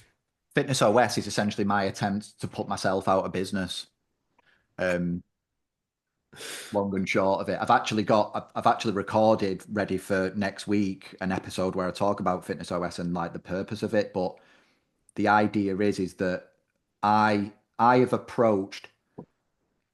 Let me zoom out a bit to then be able to zoom back in on this question. Ultimately, what I would like to do is do something in the industry because the industry's been very good to me. It's a hard place to work, but I enjoy it. I've done well from the industry, and I'll continue to be part of the industry for a long time. I feel. Um, I still I still feel like as an industry we are failing in our attempt to have a positive impact on the health of the nation. I still feel like we we can do more. I do actually think that part of the reason that's happened and why we're not having as much impact as we could is that as of yet, society doesn't value the likes of personal trainers and others in the way that I actually believe they should. I know that I'm biased because I've done it and I work with these people, but I've said this to you, I've said this on social media, I've said this in places publicly. I truly believe that a really good personal trainer could be and probably is more important than a GP. Well, let's go into this a little bit actually, because this is something that's a bit of a sore topic for me. When I first did my qualifications, I did a level 4 exercise GP referral course, passed that. And I assumed then I would be able to kind of, go and speak to GP services and be like, look, I'm qualified in all these things. Like I can help your patients. Like if someone's had a knee operation or a hip operation, I can help them. I can rehabilitate them. And with my background of strength and conditioning, I thought, I can take people who can't fucking walk and get them doing ridiculous things in the long term, or even just something as simple as like ultimately transforming their life to the point where they're not in agonizing pain and unable to move and function as an individual and maintain their independence on a day-to-day basis. And it's like pulling fucking teeth. It's so difficult to get these people to actually refer out to, whether it's because we're not necessarily trusted professionals, whether it's because we're in the private sector and we will get into the political discrepancies that kind of block and get in the way of us there. But they're now referring out to Weight Watchers. How do we, like Well, how do we feel about that? Well, I think ultimately, like, so going back to something I said earlier, it's our responsibility. So I don't yet think society sees us for what we can be. And that's because, again, as I've already alluded to, on average, the standard of our industry isn't good enough. Yeah. Okay. So we're not good enough. On average, you, I, and everyone else, if you were to take the average of the person that exists in our industry, it's not yet good enough. End of story. So it's our responsibility. I want to help raise the standard so that we do start to be seen in the way that I feel we should be, that we are on a similar level to a GP or another type of medical professional. Because at the end of the day, a GP is a generalist. I'm not saying there's not a role in society for medicine and medical professionals. I should know this more than most. I had to have my retina attached recently because it became detached. That wouldn't have happened without a medical professional who knows how to reattach retinas. Okay. Like these people are needed. But I feel our industry should be being leaned on more heavily in terms of the general stuff that people can avoid and get help with, that then would arguably mean that most of the people GPs see, they don't need to see anymore. They can do other things. They can do maybe things that they're better at or whatever. Who knows? So how do you raise the standard of the industry? I think you raise the standard of the industry ultimately through education and experience. But the problem is PTs don't get access to the education or experience because they're not around in the industry long enough to access those things. So if the average PT doesn't last more than 2 years, how much chance are they getting to actually learn anything or gain any experience? Because in that 2 years, they might not even train many people because they're struggling. Mm. So what we ultimately need to do is, well, we need to increase the length of time someone can last in the fitness industry so that they can gain the education, gain the experience, and therefore, on average, the standard of the industry would be moving upwards. So my job with Fitness OS, the challenge I've set myself is to provide fitness professionals, whether that be a PT, we've got golf coaches that use this, running coaches, physios, various people, provide them with a set of digital tools that allow them to set their business up properly so that it does showcase them as a professional. Because again, on average, does a PT have a website? No. Do they have any sort of online professional looking, you know, place to be? No. We've got an Instagram profile and pictures of what they're doing at the weekend. Compare that to a GP. A GP would have a lot more professional stuff online. So if we're going to raise the industry and raise the standard, we've got to align it with what people's expectations are. So we're giving them the tools to do that at a price that I believe is far more accessible than a lot of the other things that are offered out there at the moment. And then what I ultimately want to bring into that is not just the tools, but I want to bring the business education of here's why these tools are important, here's why this matters, here's why and how you would want to set these things up so that you can last longer in the industry. So ultimately, people can get an experience of what having me as a business coach would be like without ever needing to have me as their business coach. They can do it through Fitness OS. They'll have the tools, they'll have the education, they'll have the support, they'll have the community, and they'll get an education in. I'm not just building a website or using one of the templates that Matt's created for me to create a website. I'm actually learning what a website needs to do in order to convince people to inquire. I'm understanding what marketing is. I'm understanding what lead generation is. I'm understanding what a good sales process looks like. I'm understanding how to sort of handle my leads and stay on top of them. I'm understanding what retention looks like. Mm. If I can help a PT or any other fit pro with all those things in a scalable way, I'm hoping, and this is one of the little measures, I've already predetermined what our measures of success are for the business. None of it really is monetary. We've got to earn money to keep it running. But our biggest measure of success is going to be, on average, how long do our users last in the industry? Does it have a measurable impact above and beyond what they would normally last? That's what we're measuring. Um, and my hope is that by doing that, if they've lasted longer, it's probably because they're running a better business. If they're running a better business, they've got more profit. They can now reinvest that profit in going and doing the courses that they need to do, in going sitting in those seminar rooms that we talked about earlier. They're not going to get, I'm not going to raise the standard of the industry alone, but what I feel like I'm going to do is put people in a position where they can use my stuff to at least survive and then thrive, and then go and use the resources they've built to go and invest in other people like me that are actually specialists in other areas. So they can go to the movement specialist, they can go to the nutrition specialist, they can go to the best of the best and pay whatever it costs to get world class education, above and beyond what they would ever get from a level 3, a level 4, whatever it is. Um, Ultimately, that'll raise the standard of the industry. And I'm hoping we'll get closer to being seen as actual really important professionals. Yeah. I would like to one day walk into a room, or say someone come to me and say I walked into a room and someone asked me what I did and I said I'm a personal trainer, and they didn't roll their eyes. They were really interested and were like, "Oh wow." Because if I walk into a room at the minute, I don't call myself a personal trainer anymore. But if I walked into a room and said I was a PT, someone else said they were a GP, the GP would be treated like God Yeah. and be held as like on this pedestal. And I'm like, all right, cool. They've proven they can go to medical school. I've got no doubt that that was difficult and cost them a lot of money. I've got no doubt that that took some work. Don't get me wrong, but are they really doing what we think they're doing in terms of improving the nation and the health? I mean, does the GP that you're actually talking to even look healthy himself? I doubt it. I think they've got terrible suicide rates and stuff, haven't they? And stress levels and all of that. So are we even modeling? Are we even modeling success? Surely the person you're getting your health advice from should be healthy themselves. Like, so Yeah.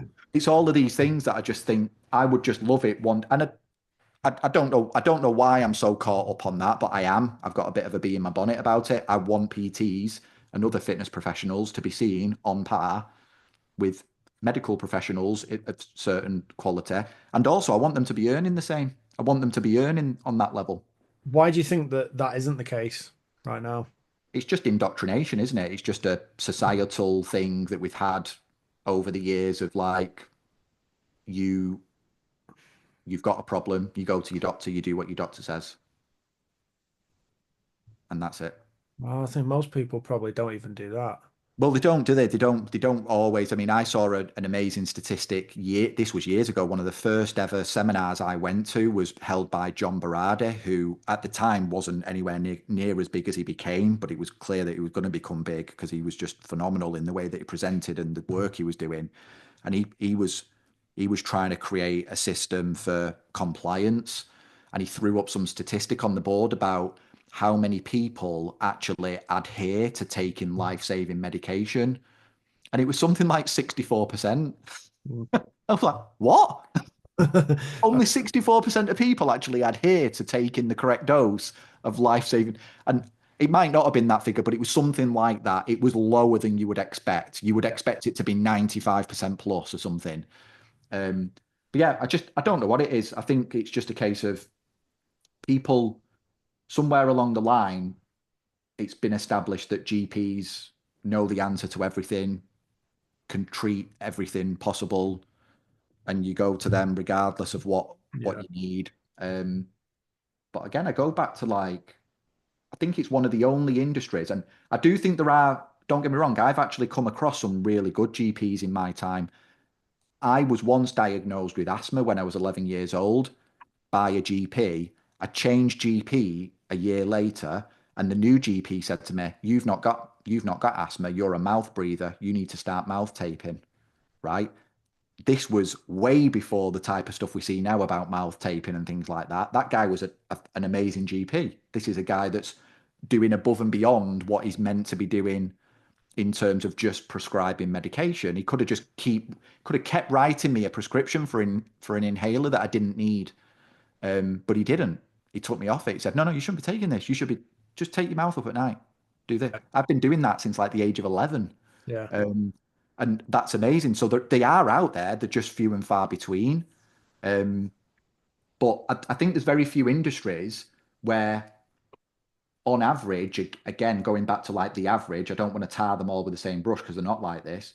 On average, I wouldn't consider the average health professional healthy. No. But you wouldn't get away with that in other industries. If I went to see a financial advisor, I would expect them to be financially well off. But And if they weren't, I wouldn't take their advice. I yeah. wouldn't. I just wouldn't take their advice. Would you? Like, if you sat in front of a GP that looks like they're about to die, would you take their advice? Like, but people, whether they do or they don't, they sit and they listen, and whether they then do anything, it's up to them. But they don't go and seek much else, do they? Because they think, well, that's the best, that's as good as it gets. If I don't listen to him, it's pointless listening to anyone. Well, I think this is one of my things when it comes to coaching. It's kind of my belief on it is just do not take advice or don't worry about advice or opinions that don't come from someone that you wouldn't switch places with. Like if you're speaking to someone who you've you've got great admiration for, who's got a really good skill set, who's achieved things that you want to achieve, then it is worth taking and following their advice. If not, don't bother. I think in terms of just going back to like the way that PTs are perceived, I reckon part of that is probably to do with the entry level and the standard to get into the PT industry. Whereas Yeah, I think if you were to like you mentioned about the scenario of if you're at a party with a bunch of people or a wedding or something like that, like I was recently, they go, oh, like, what do you do? What do you do? What do you? And you're going around everyone, and everyone's coming up with all these really well-defined job titles, like, oh, I work in sustainability. You're like, what the fuck are you talking about? yeah, Like, yeah, you work in sustainable, like, all right. And then, you come out with, oh, I'm a personal trainer, and it's like, oh, that gets looked down on. But you're yeah. like, When are you going to get a real job? yeah, and that's it. That's precisely it. It's like, oh, okay, that's all right for a young person. You're going to do that for a couple of years. Then what are you going to do after that when you grow up a bit? And I'm like, oh, actually, I've been doing it for 12 years now. And you rattle off the list of experience, and like it's almost like I think that trial period of can you run your own business for 2 years? Can you be self-disciplined to stay on task and manage yourself and make money from delivering a service and actually being responsible for generating customers, generating feedback, improving your offer, improving your services? Like that's fucking hard. Like nobody else has to do that. Like if you work for, like we said there, GPs, or this, like who is holding you accountable? Yeah, no Like one. for us with our businesses and what we do, we're being held accountable every single day by the people that we work with. And Yep. then I think this is where I have issues with people who are in government and making certain financial decisions based on having zero financial expertise in terms of generating business and revenue and running a profit and loss system themselves. Is you're not even qualified to do that job in the first place. Yeah. I used to have a bit of a laugh with one of my clients. He was a business lecturer at college at a college, and obviously I got to know the guy well and I had good rapport with him. But one day I just sort of, I don't know why, I must have been feeling a bit sassy or whatever. I sort of out of nowhere, I just sort of said to him, Alan, do you realise that I'm more qualified to do your job than you are? And he was like, what are you on about, Matt? And I'm like, well, you teach business, right? And he's like, yeah. And I'm like, have you ever ran a business? And he was like, no. And I'm like, well, there you go. Like, we had a laugh about it and a bit of a joke, and like, it was no sort of like animosity or hard feelings. But I still look back on that and I sort of think, yeah, like we can have a laugh and we can have a joke, can't we? But that's wrong. In my opinion. Yeah. That's wrong. I mean, You can go and learn business at uni from someone that's not ran a business or whatever and pay a good fortune to learn that advice. Um, I mean, I do think education in general is moving, it's changing direction. A lot of people are seeking independent forms of education outside of the sort of the societal norms and things like that. Even if they are engaged in normal formal education, they're getting additional education outside of that from various people. And again, we've got to be careful with that because not everything is what it says it is online and things like that. But there are plenty of good sources of information as well if you can find them. Um, but yeah, it is just a general thing, isn't it? Where you sort of say, going back to accountability, well, how do you how do you measure what makes a good business teacher? It's probably someone that's actually ran a business someone who's ran a business that can then teach, or even still, just because you've ran a good business doesn't mean you're qualified to teach anyone else. Um, that's a whole separate skill set, isn't it? Teaching Yeah. someone else, like, just being in good shape doesn't qualify you as a PT. Doesn't mean you're going to be good at coaching anyone else just because you've done it. So, there's a whole other thing. But yeah, it is a weird societal acceptance, I think. I think our industry, although it is lagging in many, many areas, I think where it is ahead of other industries is things like you said there, like accountability and um, people will vote for with the feet. If you're not doing a good job, they'll just leave. They'll Yeah. walk out. Um, and similarly, if you look at the average, I know, I'm not going to open a can of worms about body image and things like that, but your average PT is fit and healthy, is in good shape, has got an aspirational level of physical ability that you would actually want to go and attain. Yeah. Unlike a lot of your other professionals that are teaching something that have not actually attained what you want to go and attain. Yeah. So I'm learning business from you and I want to build a really big successful business, but you've never done that yourself. Yeah. How are we gonna accept that? I also just I need to, well, not backtrack, but just clarify. And I threw up sustainability as kind of like one of those professions. I was speaking to someone in the gym the other day about their career. They work in sustainability for Burberry. So Sinead, if you're listening, sorry, it's nothing against you or your profession. I just use that as an example because it was the first thing into my head. Right. Um, I think that before we move on to that, I've just got a couple of quick fire questions for you. But before we move on to that, for anyone that's more interested in Fitness OS, wants to get involved potentially, in terms of developing their own business, if they're a PT at the minute and they're listening, or if they're moving into a different career or thinking about a change of career, just explain what it is and how they can get involved with it directly through you now. Well, they can find out everything they want through the website, fitnessos.co.uk, or they can come and find me. I'm on Instagram at Matt Robinson PT. You can reach out to me there, probably the easiest way. But what it allows you to do essentially is sign up with us. We offer a free 14-day trial. And again, even this process we're treating very differently from any other type of software. When you sign up for our trial, we actually take people in on a cohort. So we're going to be taking people in on a small cohort basis so that over a 14-day period, you don't just get access to the software, but you get access to us, the people that created the elements of the software that we're using to help you implement it immediately. So by the end of the 14 days, you've got a professional looking, functioning website that can collect leads. You've got an online calendar that people can book into if they want to. You've got automation set up that actually start contacting customers, clients, whatever it is that you want.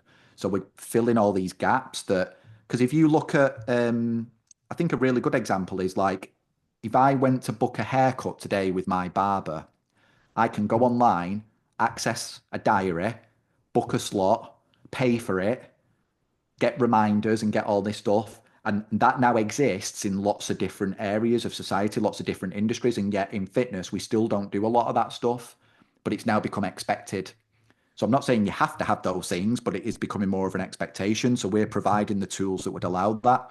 But fundamentally, what we're trying to do, because we don't quite know where things are going to go, is we're trying to prepare people for a big technological shift across all industries.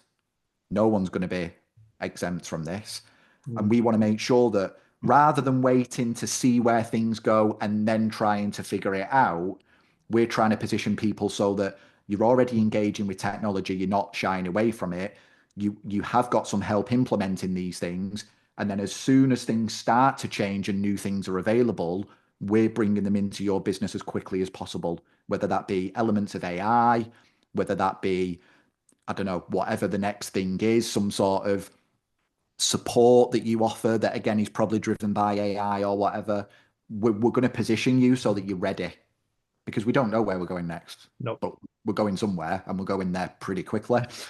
So let's get everyone ready for it. And I think as well, just to finish off on that, what's interesting about our little project is everything that we're doing with Fitness OS, everything we do, we're building on Fitness OS.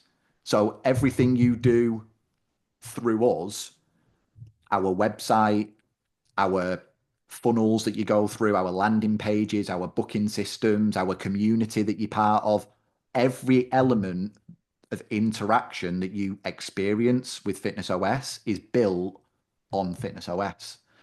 So we're sort of doing it in real time ourselves. We're building out a business on the platform that's designed to help you do it. So again, it's a bit of a fun project. It's a bit of like a real life case study as it grows and as we build it all. Yeah, I'd massively recommend it for anyone that's interested. Definitely go and check it out. Finally, three quick fire questions for you before you have to shoot off. Number one, are United back? So currently off the back of, just to frame it for everyone, we've played against Liverpool, drawn against them in the league at Anfield. We've gone to Arsenal in the FA Cup, managed to win on penalties, 10 men. And then last night at Old Trafford against Southampton, kind of squirmed our way over the line. Yeah, I didn't see the game last night. I obviously saw the result and the highlights this morning. I think the short term, no. I think have they gotten closer to understanding what the underlying problems are? Yes. I think they've got a really, really good coach. But in all honesty, when we brought Ten Hag in, I thought we'd brought in a really good coach. In fairness, like I didn't think he was a bad choice. I think I it was actually more personality about Amorim. yeah, yeah, bit more relatable to the younger players. Obviously, not that long since finishing his own playing career and things. I think he has. He's he's he's he's built from, unlike Ten Hag, who probably took over an Ajax team that, let's be honest, they've never really struggled, have they? We've always Like been successful, yeah. whereas Amarin, the team he took over, had come through a bad patch. They were almost like a bit of a fallen giant, like United are at the moment. Um, so yeah, I think long term, I'm sort of positive. I don't know how we've got any positivity left in us as United fans. Um, and I think there's things ongoing at the minute in terms of players that they're trying to move on and stuff like that. I think we're still a long, long way off. I think ultimately us getting back to where we expect to be will largely depend on some of the other teams actually falling down a bit. You know, you look at you look at what Liverpool are now doing, and they're looking really strong. You're probably looking at like Man City losing Pep and how they handle that. Getting And you relegated for financial fraud and like you look criminality for the last 15 years, yeah. so you've got lots of things at play. I think another thing that does worry me is it feels, I don't know how big a problem it is, but it feels like money is going to be a bit of a problem, Hmm. which, having gone down the route we've gone down in bringing in Amarin, is a bit of a naive thing, because if we've brought in a manager knowing that he's going to want to play a different system and hasn't got the players for that system and he's going to need to go and recruit those players, but we've got no money, then that's a bit of a problem. We are going to have to sell some players, we know that, but we're not really going to get any much value for them. What are you going to get for Rashford? I think when we actually get the money for Sancho, it's only like 25 million. Who are you going to go and buy for that? Like, so hopefully he's going to use some of these youth players. I think we've got some good young ones coming through. So yeah, I think we're heading in the right direction. We're obviously miles off where we want to be. Having said that, I still think people are very quick to ignore. They're not big trophies, but we've won silverware in the last few years. I was looking at the stats the other day around Arteta's time at Arsenal versus Ten Hag's time at United. Ten Hag was there 2 years, won two trophies. Arteta's been there five and won one. And it's But the worst, and it's the worst ever period in our history.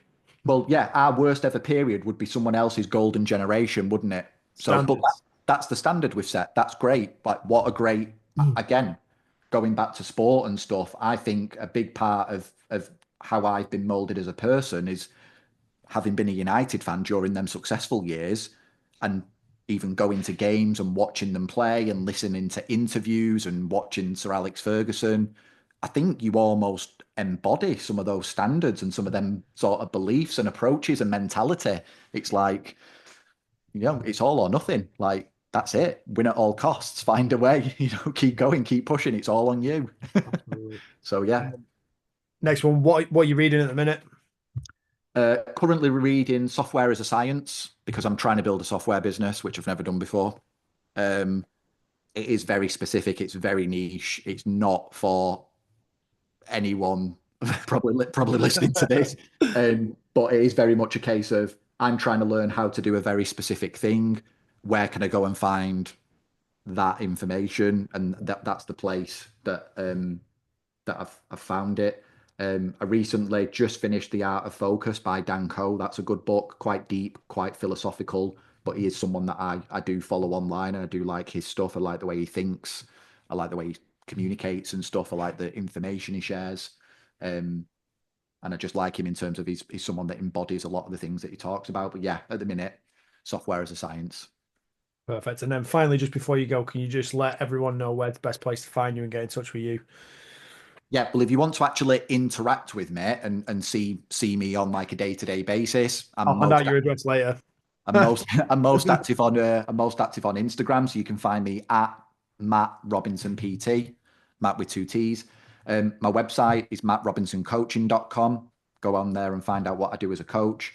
I do also do a very in-depth weekly newsletter where I pull in all sorts of different ideas from completely unrelated topics and use them as a way of teaching about business. So recently we've talked about like the Matrix and things like that. How like that's an analogy I like to use a lot because I just used to love the film. This week I'm talking about how to um skill stack like James Bond. Like I'm using other people and other analogies that people would be aware of to teach what you might need to do and how you might need to think things, and trying to teach in a very, very different way.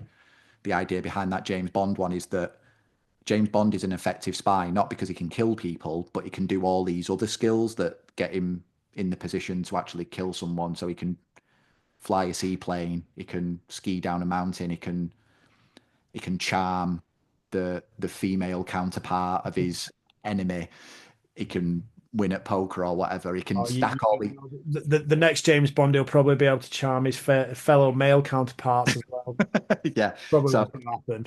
it's like yeah, you might be better at in the shooting range, but even if you were a better shooter in the shooting range, you wouldn't be as effective as a spy as he is. And it's almost like using that to teach people like how to be an effective coach, how to win in your industry, how to actually think about the idea of stacking skills. How do you then actually go and do it? Like there's a step by step. So yeah, I discuss all those types of things. So yeah, Instagram, that's my page, Matt Robinson PT, and mattrobinsoncoaching.com. Perfect, mate. Thank you so much for coming on. It's been I've still got a list of stuff. We're gonna have to do a part two at some point in the future. Yep, Uh, that's fine. Thank you so much for your time coming on, and hopefully it's been very, very useful for everyone. Yes, yes. Hopefully, reach out if you've got any questions, if you want any insight from me or any sort of like anything that I've touched on that I didn't quite fully cover, you want a bit more depth on it, then give me a shout, let me know. Perfect stuff.